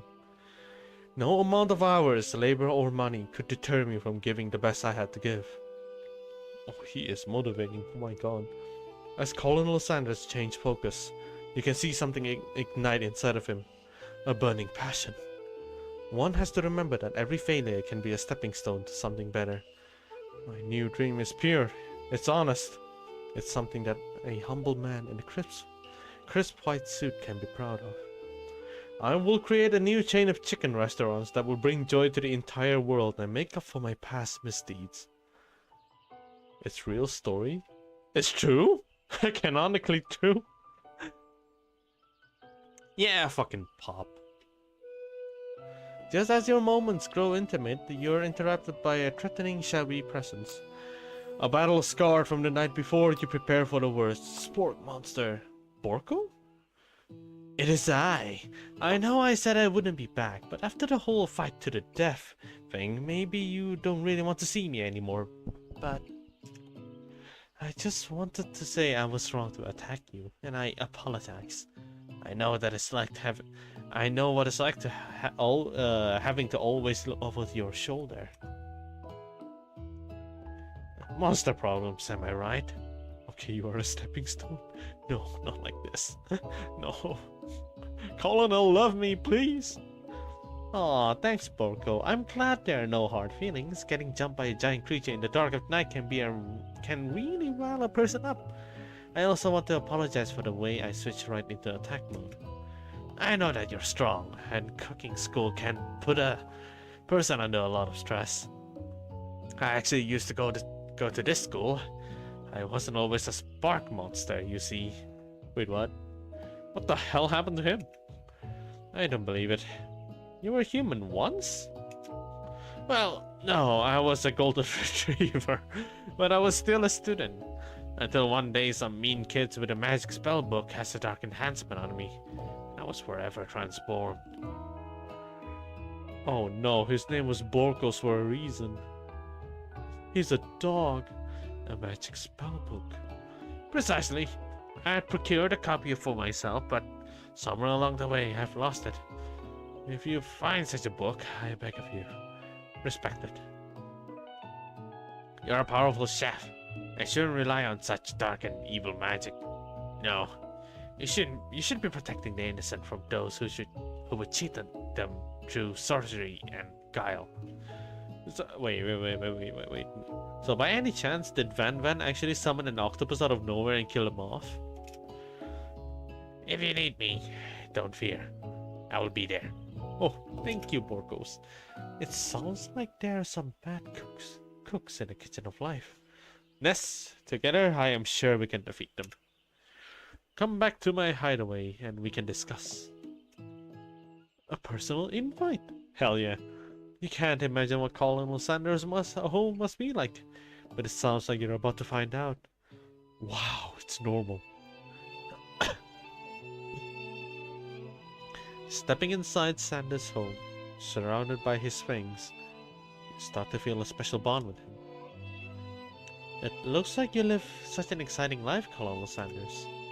Every day can be an adventure, if you approach it with the right attitude. Long ago, I made I made the decision to never stop searching, never stop working, never stop imagining. Have you been working on any new recipes of your own lately? I'm always excited to talk about food with another ambitious chef. I entered his home. Yay! Well, there is something. It's just a side dish that I've been tinkering with, trying to find the right balance of flavors and textures. I'm not sure I've nailed it yet, but I'm close. Colonel Sanders' eyes. I think I'm done reading his name. I'm just gonna call him Colonel. Perked up as he starts to wonder what dish you might be describing. It's meant to pair with something spicy or something crispy. Both, perhaps? Now you've got him right where you want him. Should you reveal your new creation to him, or keep it a secret just for you? What if I reveal it? You decide that you're ready as you'll ever be to share your original cooking with Sanders. Before you can talk yourself out of it, you decide to dive in head first. You reach into your lunch bag for a special dish that you've been keeping on ice all day. I present to you my original coleslaw. The shredded cabbage dish glistens in the light of Colonel's in Sanders' Lux hideaway. Magnificent! Together you chow down on the creamy slaw until just a spoonful remains in a bowl. Do you mind if I hold on to the last bite? I'd like to have it around so that I can admire its taste later and think back on this moment. You could offer to make him more, but he seems like a very sentimental kind of guy. Sure, why not? Please, make yourself comfortable. I'll be back in just a moment. You realize that now would be the perfect time to do some snooping. Around the room are various items. You can look closer to it. Each item seems to radiate memories and emotions. Tap on an item to discover more about Colonel. Let's go with view. You gaze out the window across the vast lake and mountain range beyond. Just then, a ghost stop for fucks. Are you thinking about heading out into the world onto a quest to avenge my death? Wait, what? I've never learned your name. Why would I avenge you? I could just tell you my name now. Can't you see I'm in the middle of something? You open the window, a crack, and a ghost of student is swept out in the breeze. Tap on an item to discover more about Colonel. Yeah, what is it? What is this? This must be where he keeps the secret recipe. You think for a moment, what number is important to Sanders when it dawns on you? As soon as you turn the dial to 111111 and the safe opens, inside it you find a single note. Wait, can chicken be what? I didn't read it! Oh my god, okay. Let's, You notice a very realistic stuffed chicken sitting on the corner of a table. When you pick it up, you realize it isn't just realistic, it's real. Taxidermy? Must have been important to Sanders when it was alive. A little note clipped onto the chicken's foot reads, "The true state bird of the great state of Kentucky." Tap on an item to discover more. Let's go with pictures. An adorable little baby crawls across the floor from the goatee and the mustache combo he sports. You figure that this must be Sanders himself. That, or maybe it's the drumstick that he seems to be waving like a rattle. Who frames a baby picture of themselves? Probably the same type of person who would make their own face the logo of the company they founded, am I right? Tap on an item to discover more about Colonel. Door. Oh shit. Oh shit, I have to pick. Will he actually come? Do I have to... Okay, hold up. A lock of... Oh my god. A lock of silver hair is woven through the teeth of the comb. Upon further inspection, you realize that the hair therein isn't just silvery in color. It's actually made of spun silver. Okay, so I don't think I have any consequences, so I'm just gonna keep going. One of the framed photos shows an old man who looks a little bit like Sanders, standing with a friend. They hold fried chicken drumsticks and appear to be cheering them. You look closely and see that there's a short inscription. I wonder who my friend Pete is. You take a closer look at a large urn sitting on a nearby pedestal. There's a plaque on it. It's dusty. When you wipe it off, you can read the inscription. I think it's his dad. Here lies the ashes of all my past careers and business failures. Wow. The photo appears to be Sanders, except he's an old man visiting the pyramids of Egypt. No. No, no, no, no, no, no, no. Don't tell me he has some kind of time machine. He has some kind of... Okay. Maybe this is where he discovered one of his secret herbs and spices. A scented candle. You pick it up and try to identify the smell. Power tool? Freshly starched collar? Piece of wood floating in the lake? Summer of 69.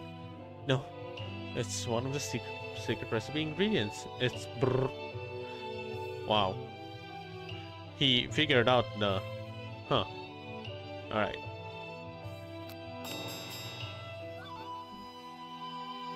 You open the door to Sanders' closet and find a robe of his signature white suit hanging within. You take one off its hanger and try it on. The jacket is a bit too big for you, but it's soft and comfortable. You give yourself a deep hug, breathing in his scent. They say that home is where the heart is. Is this what they meant? Before you can look any further, you hear Sanders returning. He has a new dish that he has been working on, and he wants you to taste it. You try to act casual until he asks you why you're wearing his jacket. I don't usually load those out, but I must say it does look good on you. Oh crap, the jacket. I forgot to take it off.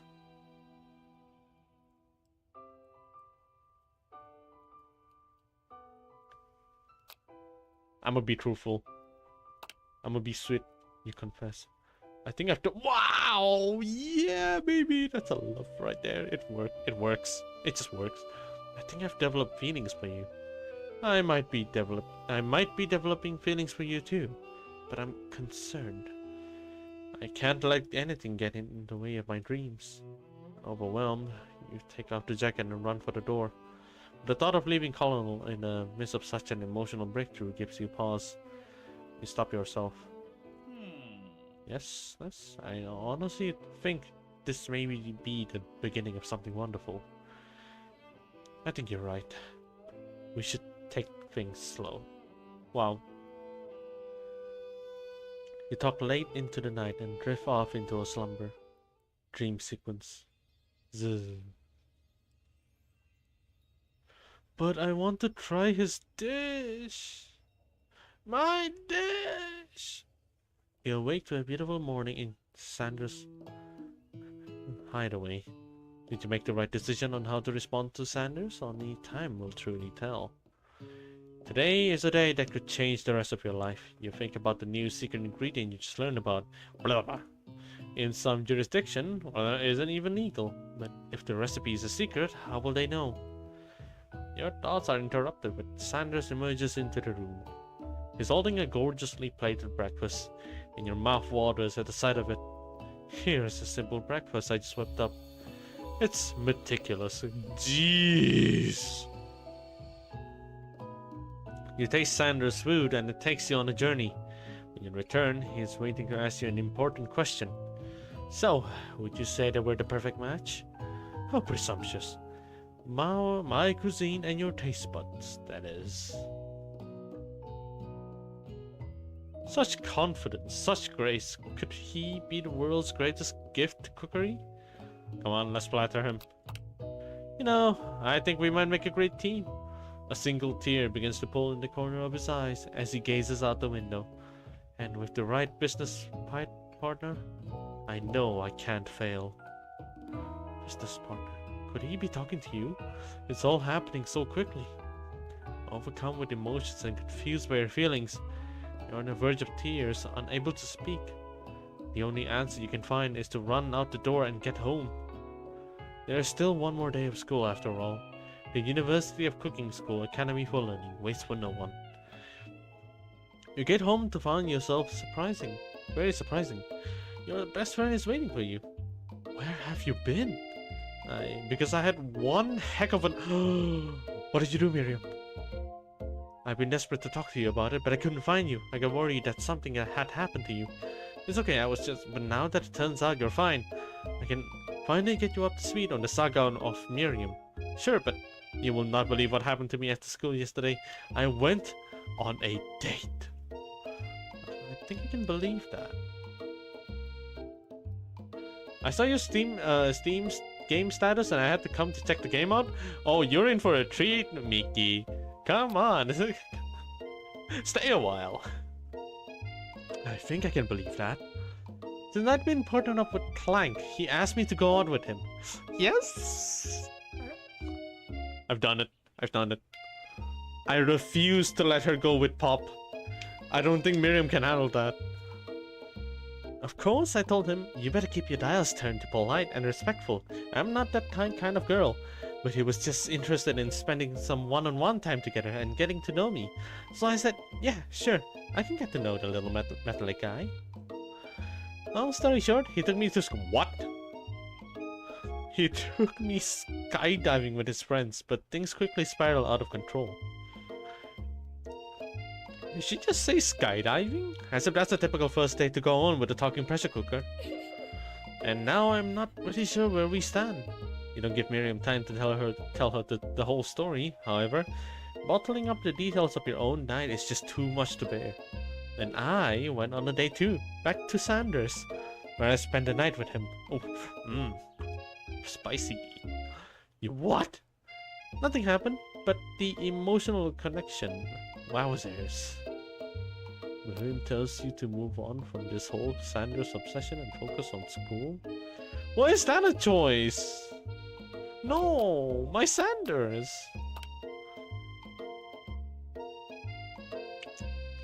Feed me fried chicken, daddy. Oh yeah, absolutely. If being obsessed with Sanders is wrong, you don't want to be right. After a short argument, you both agree to go your separate ways. Oh my god, it's fucking Jojo and Ashley. When you arrive at school, you encounter your rivals in the quad. You can tell from a distance that they are picking on Pop, though he himself might not quite grasp that fact. Because, you know, he's Pop. What's a swirly? It sounds delicious. Oh, it's great. I'll order you one right away. I'll have my swirly with sprinkles, please. Sprinkles is a dog and a treat. You can't get your swirly dip too. Why did you pick on someone your own size? Because I'm literally the biggest person in the school. There's that horse that Sanders rides to school, but who would dare to pick on such gentle and beautiful creature? You got some nerves, Ness, suggesting I pick on a defenseless horse. Now you're trusting my words and I won't have it. You clench your fist, but the injury from yesterday's mixer accident makes you wince in pain. Doesn't look like you can go on cooking like that. Might as well just give up. I'll never give up. Ever. Sanders arrives just as it appears things are close to running over. A naturally intuitive person. He senses that something has been going on. Is everyone excited for the final day of school? Ness, how's that hand feeling? I'm sure you'll be back in fighting form by this afternoon. Aren't you concerned about my hands, Colonel? Yesterday, I almost broke a nail winning so hard. Technically, I don't believe a winner was decided, but your presentation was quite impressive. What is he doing complimenting her? But what about the flavor of my delicate, warm, gooey chocolate sauce? Oh, jeez. It was clear that you're passionate about how your food is received. That's a lot of words to say it was bland. Excuse me, Ness, I am more than capable enough to speak for myself. Maybe you could tell me more of your thought as we walk into class, Colonel? I'm always interested in discussing the fine arts of fine food. See you inside, Ness. Oh. Annoyed by Sanders' inability to see Ashley for who you know she really is. You walk across the quad to get some distance. in an attempt to distract yourself from how slighted you feel by that. Whoa, slighted is a word? It's a connection for slight? I actually didn't know. You feel by that interaction with Ashley. You take out the spell book you recovered yesterday and start flipping through the pages. Whoa, what's that book? It looks like a bad news. It's just something I found lying around. It would appear to be some sort of grimoire, but I don't really believe in all that magic stuff. A grimoire? Looks like a book of spells? I don't know. Who would spend so much time decorating a magic book if it weren't really powerful? I can't think of one surefire way to find out. You open the page covered with arcane warnings. Cast only in case of extreme emergency, it says around the edges of the page. I could use this spell here that says it will erase anyone I choose from all of my memories. If I scrub out Sanders, it would probably help me focus better on the upcoming final exam. That is way drastic. I don't have a choice to use the freaking book as well. Help. Ah. What is this? Couldn't you do something else? Like anything else not rooted in dark magic? Maybe tie a string around your finger? Okay, fine. It is drastic. But desperate time calls for desperate measures. You've got a memory erasing spell sitting right in front of you, and a pretty good excuse to try it out. No, you know what? With the power of love with Sanders, I will not do it. You take your friend's advice and put the book away. It's almost time for class. Sprinkles is already in the room, waiting for the students to arrive. He clears his voice to make a quick announcement. Okay, I'm gonna read this, but I have to drink water. Okay, here we go.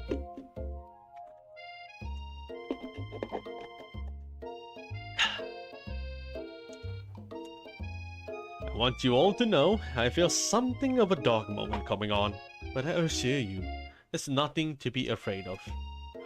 His cute little nose crunches up and he begins to breathe quickly.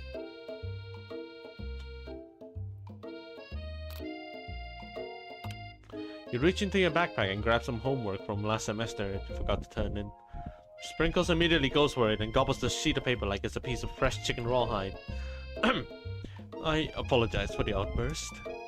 I know it seems cliche, but not much in this world satisfied like ungraded work. My Ness, were you studying something with cinnamon? I have been sitting in on a lecture series about the art of cake baking. How insightful. This actually brings up an important point. Thank you, Ness, for reminding me to dole out this indispensable bit of wisdom. You see... But before he can go any further, Miriam's love drama spills over into the class. Oh shoot. Sprinkles is interrupted by the words and sparks coming from the back of the room. I told you to save it for after class. You think I wanted to be thrown from a plane, strapped to a stranger? Miriam and Clank appear to be arguing, but you still haven't learned to speak Clank's language of mechanical noises. Word. But no, you had to show off your cool kid friends Jeff and Joanne. J and J forever. Watch us form a triangle in mid-air as we descend. Triangles are the strongest shape, don't you know? Bzz, bzz. Yeah, well, that doesn't make it a great date. Then take Jeff and Joanne with you. You can all hold hands as you pedal down the mountain. Or off a cliff for all I care. No. Miriam. Clank begins to shudder. Steam pours out of the gaps in his panel, and then a loud ding stops him in his track. Oh, no! He's broken. No amount of seasoning is going to make me want to eat that, Clank. Clank burps out a completely deep-fried sneaker. Considering that he himself has wheels, not feet, it's not entirely clear where it came from. In terms of deep-fried footwear, I guess it looks okay. Clank slowly rolls out of the room to be alone with his shoe. Everyone tried to pretend like they didn't see that entire thing go down. Nothing like a loud public breakup to cast a pall over the final day of school. Well, that was unfortunate. But we mustn't be distracted from what lies ahead. The final competition, Showdown Challenge exam. I'm still working on the title, but I think you get it. Test time approaches. See you all in the arena.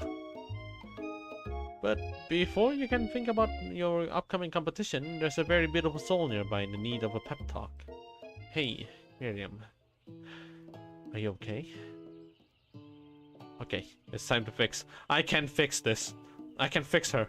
I can fix her and Clank. Okay, I'm so mad I smashed a tiny mug, spitting several droplets of hot cocoa all over the floor. How could he embarrass me in class like that, in front of everyone? Her tiny cocoa is a delicious treasure, so you know that this breakup is no joke, even if the source of frustration is such a silly boy. I know that you know this, but I'm gonna say it out loud. You don't need anyone. Me and you, we're gonna cruise through this final test and hit the carpool lane in Success City. Miriam brightens up. Why would you say that? Why would you say that? Dude, I'm gonna be with Mr. Chicken over there. What the fuck? Miriam brightens up, imagining the whirlwind rushing through her short bangs, but she hesitates to embrace the feeling all the way. You're not going to saddle up on Sandra's stallion and ride off into the sunset without me? Of course not. Well, maybe, sorta. But I'm sure there's a pony out there with your name on it, and a ranch big enough for both of us, and whoever else we want to bring along. Okay, alright, I am actually bad at okay. If it's not Pop or Clank or anyone else you meet today, tomorrow, or this whole year, so what? You're a special person who shouldn't settle, but for someone to show a little interest anyhow. Miriam gives you a big hug and wipes the tear from her cheeks. Oh, I can still be with Chicken Man. Funny Chicken Man. I should really review my menu for today. I'm going to make a very special soup. And I bet that Professor Dog is gonna love it up. Well, you were pep talking Miriam, you completely missed lunch, but that's okay, because you had a better idea of how to spend the time before your exam. You've decided to head to the arena early to practice the dish. Colonel is there. Let him be there. This is it, the location of your final challenge. A test of will, a test of courage, a test of talent. And a chance to beat the pants off of Van and supposed Van Man. Whoa. Let me read that again. And a chance to beat the pants off of Van, the supposed Man, and his eviler counterpart, Ashley. As planned, you begin to run through a quick test of a recipe you've been working on. Ness's famous chicken pot pie. After practicing for months, making this dish comes second nature to you. You're able to quickly get a fresh pot pie in the oven. But as soon as you do, your scram session is interrupted by Colonel Sanders. Ooh, Mr. Chicken Man is here. Ness, what are you doing here? There's still time before the final exam. Oh, just taking it all in. I'm big into visualizing success. I'm looking at my station and picturing victory.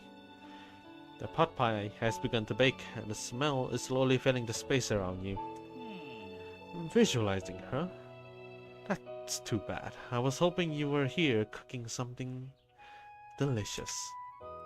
You usually happily share your food with anyone who is hungry.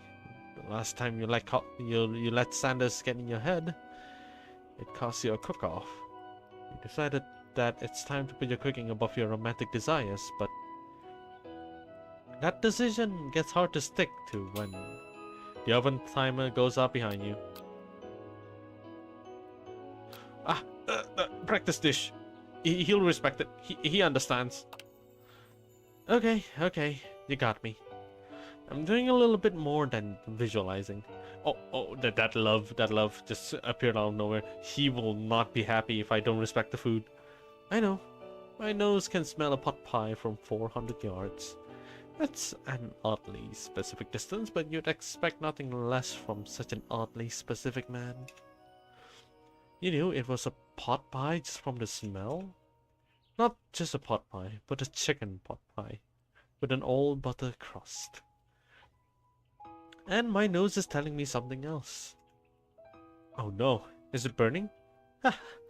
No, I can smell that it was made with a heaping helping of TLC. But it'll probably start burning any second if you don't pull it out. The moment of truth. Wow!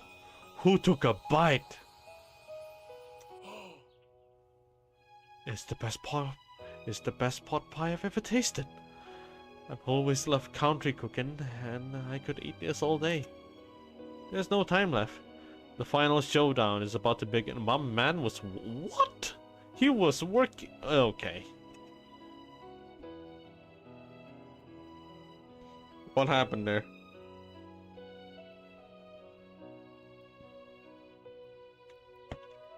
Alright. Sprinkles lay down the ground rules. There are no rules, that is, except to cook with everything you've got. You step up for the cook-off of a lifetime. You decided that mac and cheese plus the pot pie you've been practicing are just the dishes that'll push you over the edge to victory. Meanwhile, both Van and Ashley are prepping wildly elaborated dishes, per their usual over-the-top selves. Miriam has her giant magnifying glass and several sets of tweezers. She's definitely prepared to go big going small. Colonel Sanders seemed to be harnessing his 11 herbs and spices, but he's trying to find a way to improve on something perfect. His original recipe fried chicken, copyright. The intensity in the room starts at a full 10 out of 10, with a frenzy of action. Everyone is calling out really cool special cooking moves as they prepare their food. Wow, this is getting serious. Sanders batters his chicken as it levitates through the air. What the? Egg wash!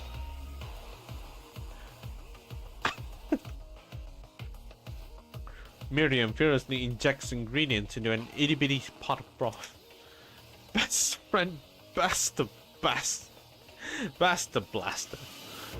Van flexes his pectoral as he chops open a sea urchin.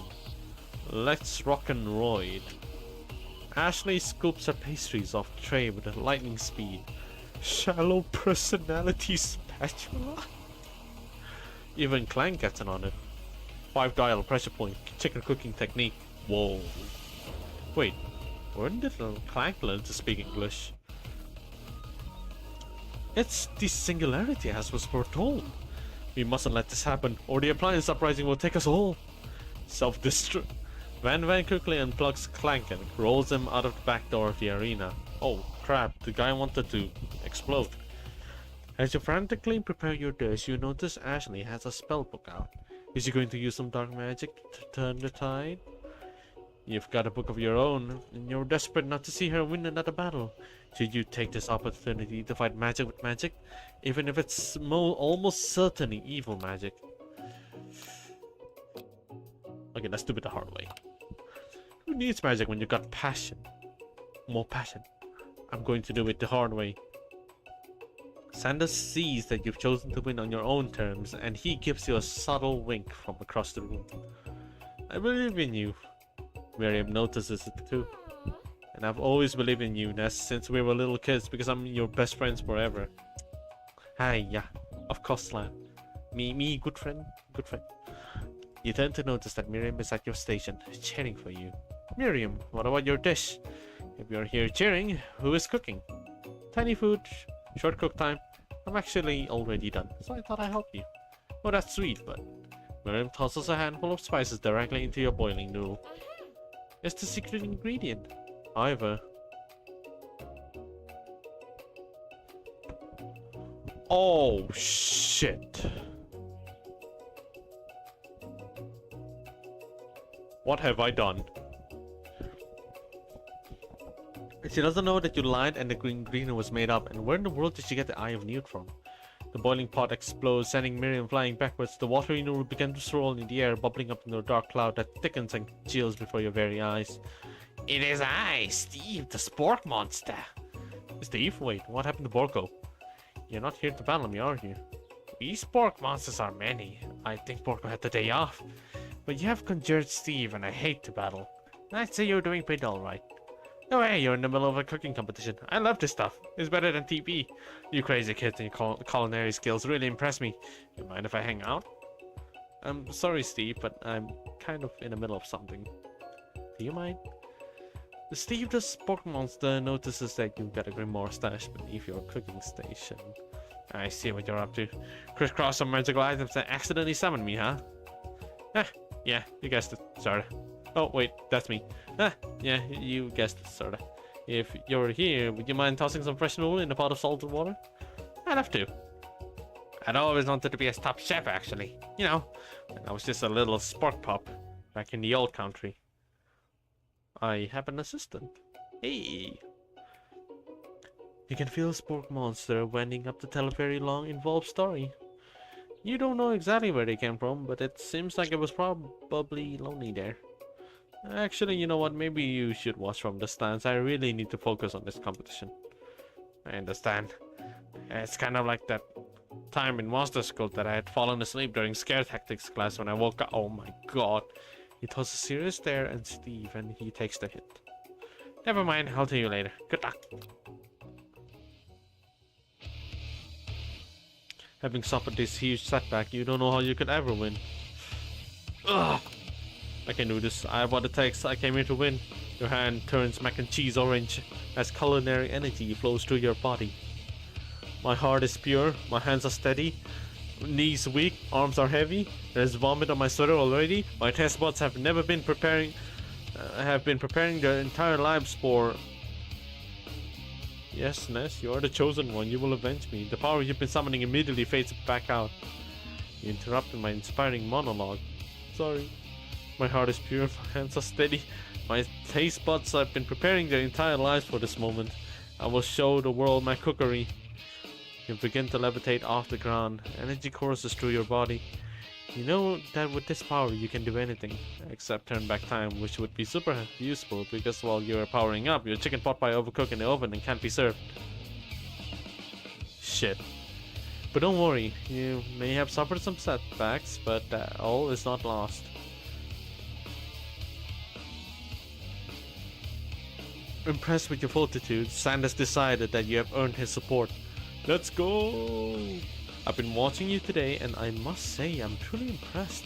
You've been thinking on your feet and rolling with the punches. He steps up to your station and stands right beside you. I'm here to help. All you've managed to make is mac and cheese, and time is almost up. We're going to need it. But Sanders, what about the test? What will happen? What is this guitar riff? What the hell is this guitar riff? What about the rules? Following the rules has never really been my thing. I follow my heart. What a guy. Sanders unfolds a delicate white towel to reveal the most delicious fried chicken tenders you've ever laid your eyes on. And besides, sometimes unexpected combinations can have surprising effects that surpass their individual efforts. Are you suggesting if we combine forces we can form the perfect food union? Time's up, students. With time expired, it's the moment everyone has been waiting for. You must now prepare to present your dishes. A handful of students stands tall, but the class seems incomplete. It seems we're missing some students. Pop? Clank? From off screen, you hear a pure and innocent giggle that can only come from one student. Heh, I'm flying. It sounds like it's coming from that broom closet over there. Miriam, would you mind? Inside of the closet, you see Pop, hanging on a broom hook by the elastic of his underpants. Pop, get down from here right now. Let me guess, did Van have something to do with this? When someone asks for a wedgie, who am I to refuse? I thought a wedgie was a salad. It looks like Pop is eliminated from the challenge, seeing how he didn't cook anything. Can't feel my legs. May I be excused? Sure. You kids and your pranks, I must say, it's not the worst prank in UCSAL history, but it's not exactly yearbook material. Wait a second. Pranks. Clank! Where did the pressure cooker roll off to? You wait to hear a signature whir, beep, or other onomatopoeia. There's none. Somehow he must have gotten unplugged. I guess we'll have to figure that out later. That leaves only 4 remaining students. Please, collect your final projects. Yes, it has been a long semester. It's only 3 days. Yeah, see? Yeah, right there. But after days of hard work, the time has come for me to eat. Miriam, please step forward. Now, describe your dish. I've made tender udon noodles in savory soup. My word, it's so delicate. Is that a teeny tiny Naruto Maki I spy afloat with its itsy bitsy pole? Yes, chef. Please, call me Sprinkles. Chef is my father's name. Wait, what? Yes, Sprinkles. Add some green tea made from baby tea leaves. That I picked myself. Sprinkles carefully sniff around the dish before opening its mouth and letting just the tip of the pink dog tongue dip into the bowl. Sublime. Would anyone else like a taste?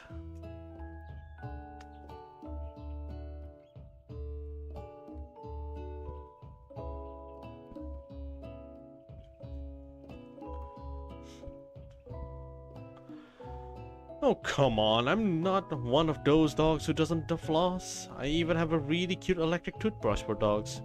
Fine, I'll enjoy it myself. And in a flash, the entire meal has been devoured. Not that it took much, it was less than a thimble's worth of soup. A+. Rarely do I taste a dish with as much love poured into it as yours. Miriam is overjoyed, she gives you a huge hug. Thank you, Ness, for helping me to believe in myself. Van, you're up. Now, describe your dish. I made... What the fuck? Oh! Uni over smooth egg custard with an ex-hewn urchin shell, topped with caviar. Did you skewer one type of urchin with spines from a second, different colored type of urchin? Yes, Sprinkles. A bit much, don't you think? That's exactly why I did it. A bit much is kind of my brand. Doesn't it look cool? Sprinkles leans in to sniff the uni, but he can't get his nose closed on account of all the spikes. He begins to paw at it erratically, causing the custard to slosh around. Woof woof. Please be gentle with my cuisine. Grrr. Finally, Sprinkles goes all in, tongue first, but he can't get past all the needles. He reels back as his tongue is poked and prodded. My tongue. The professor appears to be having an allergic reaction to the stings. I can't eat this. It keeps poking my tongue. Disqualified. Oh, GG's. A stunning turn of events. Who would have thought that serving food in a bowl made of needle could make it difficult to eat? Dejected, Van does not go gentle into the night. Disqualified? For glamour? Don't discount simplicity. This isn't the last you've heard of me. Before forcing us to endure his swollen tongue for a moment, Sprinkles graciously laps up a bowl of milk. I know, yeah, I'm a dog and I drink milk, get over it. Sometimes it helps calm my agitated tongue. Next student, Ashley, it's time to step up. Now, describe your dish. I made... What the hell is this?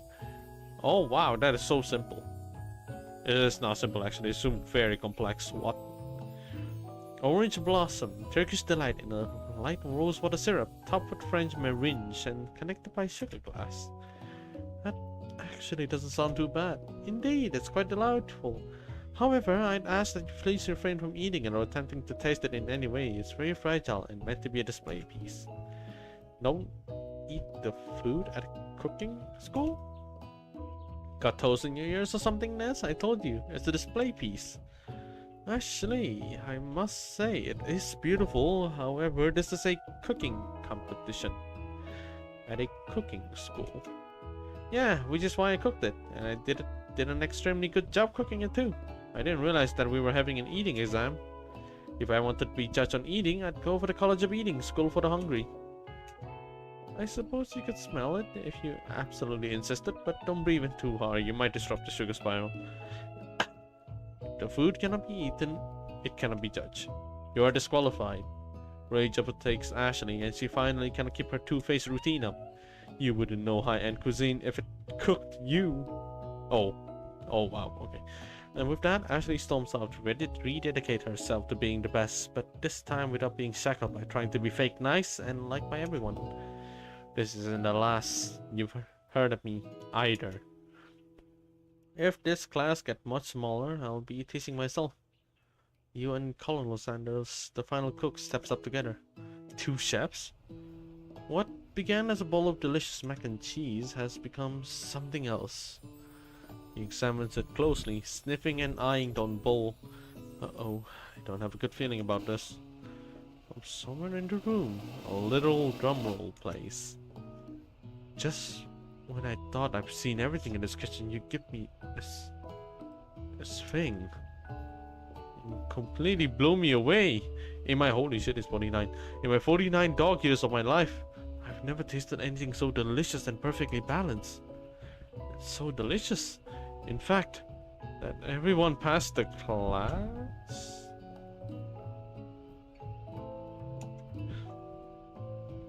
Oh geez. Okay, this is rigged. Everyone gathers around and partakes of the mac and cheese bowl. They all seem to transcend this reality into another dimension. You win. Together, you and Sanders have made a new menu item. The new menu item is so impressive that even Van Van and Ashley are drawn back in it by its presence.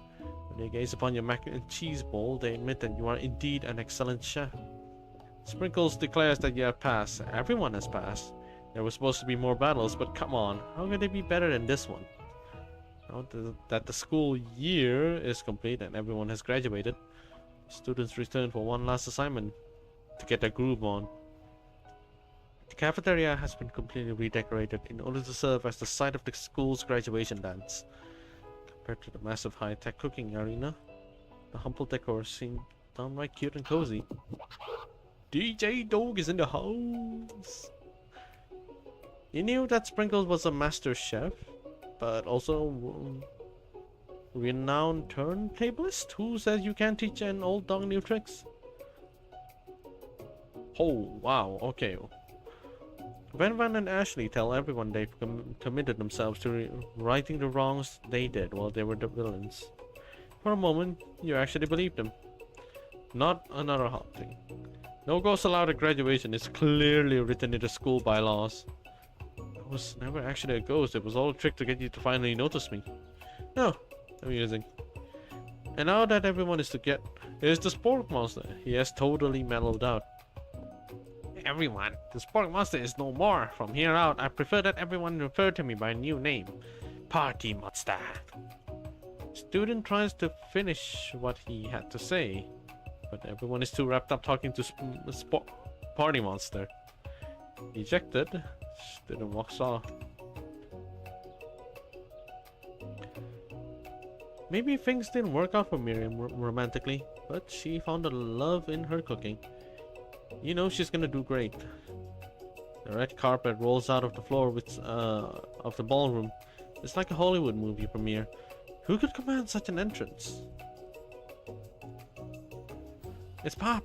He's arrived late to the dance, but apparently for good reason.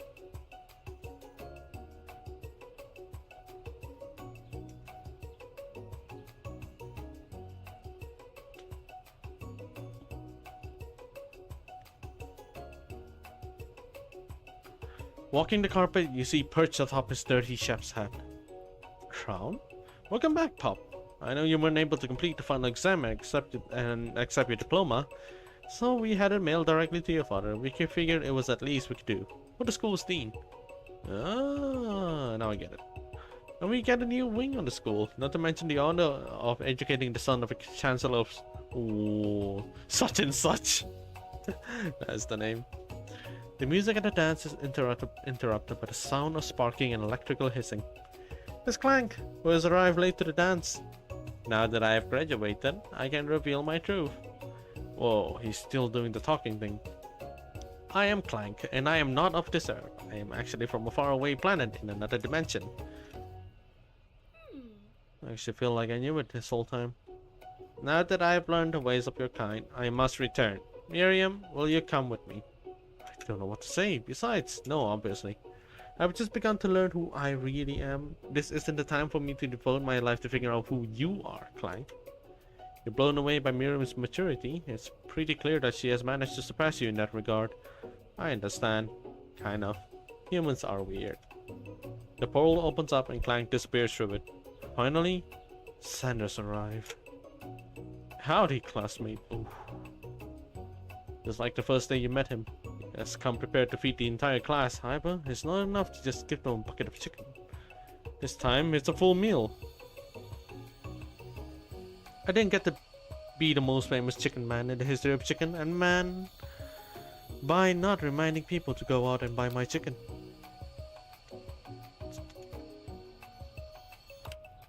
No, it's not Ian.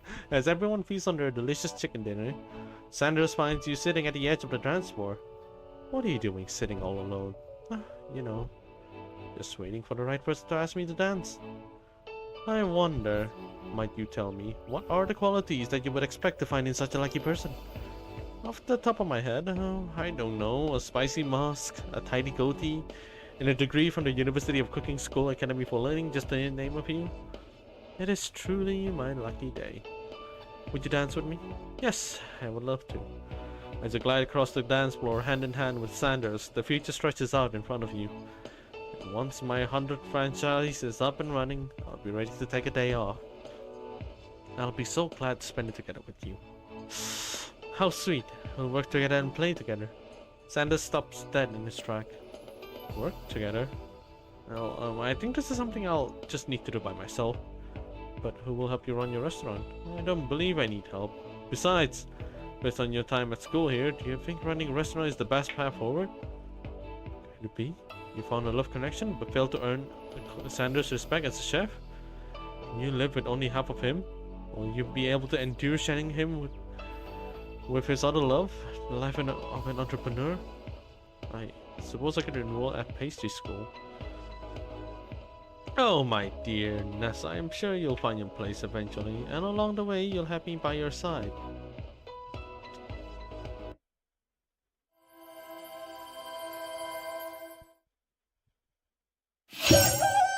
Oh, Jesus Christ, that hurts.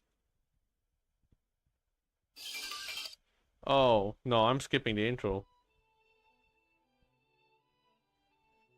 Okay. I think I fucked up at some point, and I did not get him.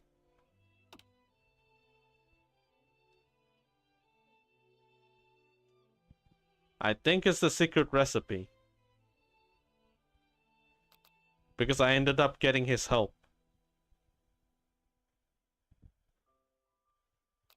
And accidentally summoned a monster too.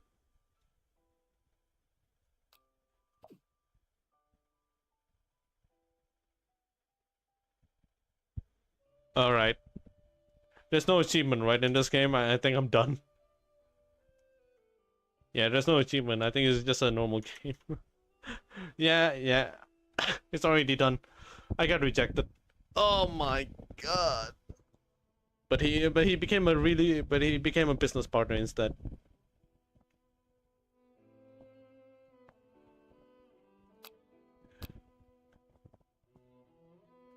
So no special scenes, unfortunately. I don't want to go through all of this again. I think I messed up at some point in the stage. But that means I have to go through each and every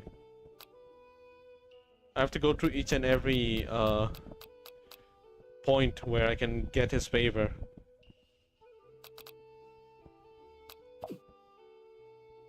I think that's about it. There's not much of an ending, actually. He just say, oh, you're gonna be a good business partner. Well. Okay. I think that's it for tonight. GG's. I'm gonna go to sleep now. Thank you for watching. Tomorrow I'm still unsure about this, but it's gonna be a collab stream. Hiya. I'm playing Biped. Okay. Gonna have to prepare. Alright. Gonna go to sleep now. Gee, have a good night. I'll see you guys tomorrow. Bye bye.